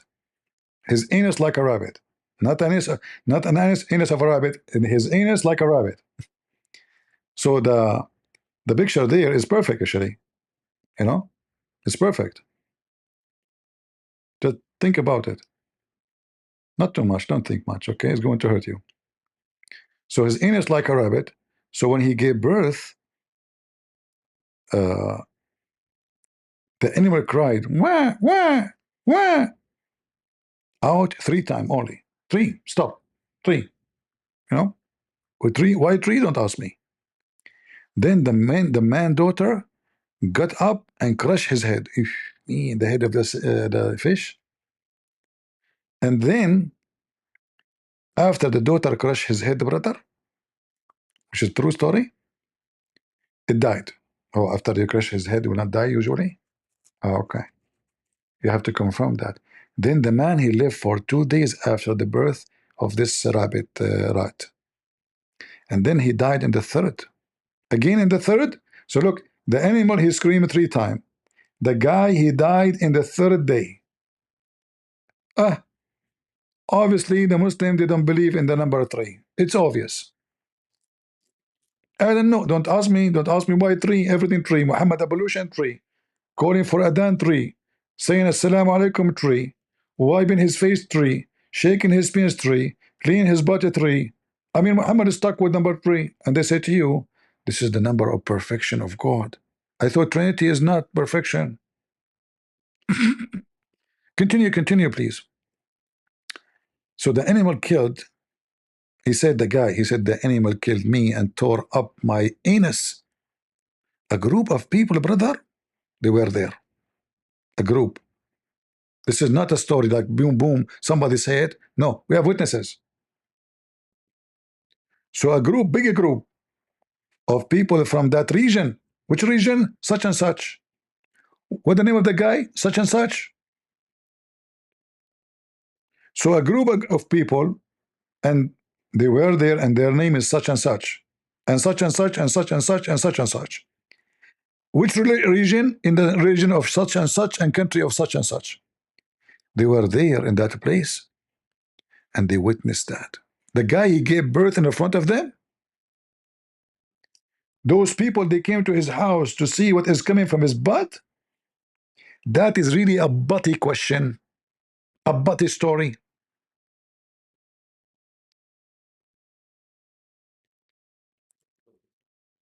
Hello? Brother, can you invite Muhammad Hijab and Lili Dawa? And yes, all the Dawa guys, because we have a Muslim, he made fun of the miswak, and now he is giving birth. Can you please come and witness? Sure. Can you bring your camera with you, brother? Have you ever heard of somebody, a man is delivering something from his butt, he invite the whole town to witness it? Are you sure? Brother, ask no questions. Chapter 5, verse 101. Now I know, some they will say to you, this guy is lying. The story does not say that, CP. The story does not say that, CP, and you are lying. And this is not Ibn Kathir saying that. It doesn't say that, CP. Hey, Abdul, it says that, look. Ibn Kathir. The beginning and the end. Ibn Kathir, Ismail ibn Umar ibn Kathir al-Qurashi al-Damashqi. Damashqi. You see it? And this is the page. And this is the volume. So listen carefully. Don't listen to Christian Brands. Christian Brands is not telling you the truth. This is not the book of Ibn Kathir, even if it says Ibn Kathir, even if it's their website, even if it gives you the page number, even if it gives you the value number. It doesn't say that, CP. It doesn't. The beginning and the end. Ibn Kathir, Ismail ibn Umar ibn Kathir al-Qurashi al-Damashqi. And this is my warning for you as the last thing to do today. You saw what happened to this infidel who made fun of the religion of Allah. By tomorrow, if you don't repent, all of you, there is something will come from your butt. Big and not beautiful. Fat and not skinny. Its head like a fish, but it's not a fish. Its butt like a rabbit, but it's not a rabbit. It is a rat. And Allah will punish you all. Who wanna bet that by tomorrow, all of you will give a birth to a creature like this, because all of you making fun of Allah? Just wait. And you know, speaking about just wait, this will remind me of the verse in the Quran. They ask Allah for a miracle. Allah said to them, wait, and I will wait with you. What the heck? They are asking you for a miracle. You said to them, wait, and I will wait with you? What the heck is that?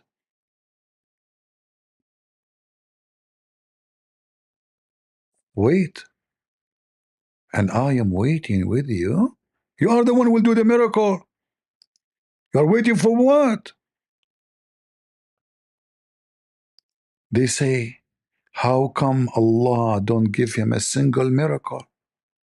Say, wait, and I am waiting with you. That's deep.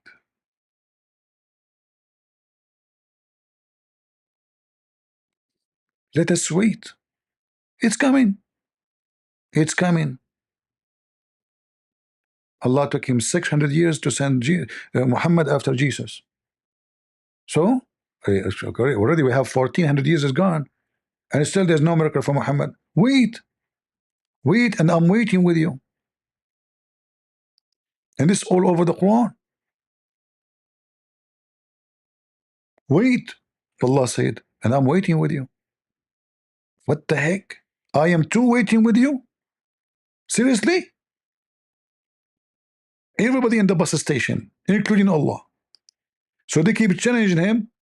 He said to them, wait, and we are waiting with you. Wow. What a true God. Stay away from them and wait, and I'm waiting with you. Potato. Anyway, I better finish for now. Otherwise, that will continue for the coming 10th century, because the garbage of Muhammad, as usual, is endless. Like the penis he promised his followers. Endless penis. From endless fabricated stories. From an endless fictional God. From an endless pervert prophet. Leave your comment, share the video, download it, and invite the Muslim to debate me if they dare. Happy Sunday, and don't forget to go to church if you did not go yet. God is good, so is Jesus, and we are the crusade. See ya.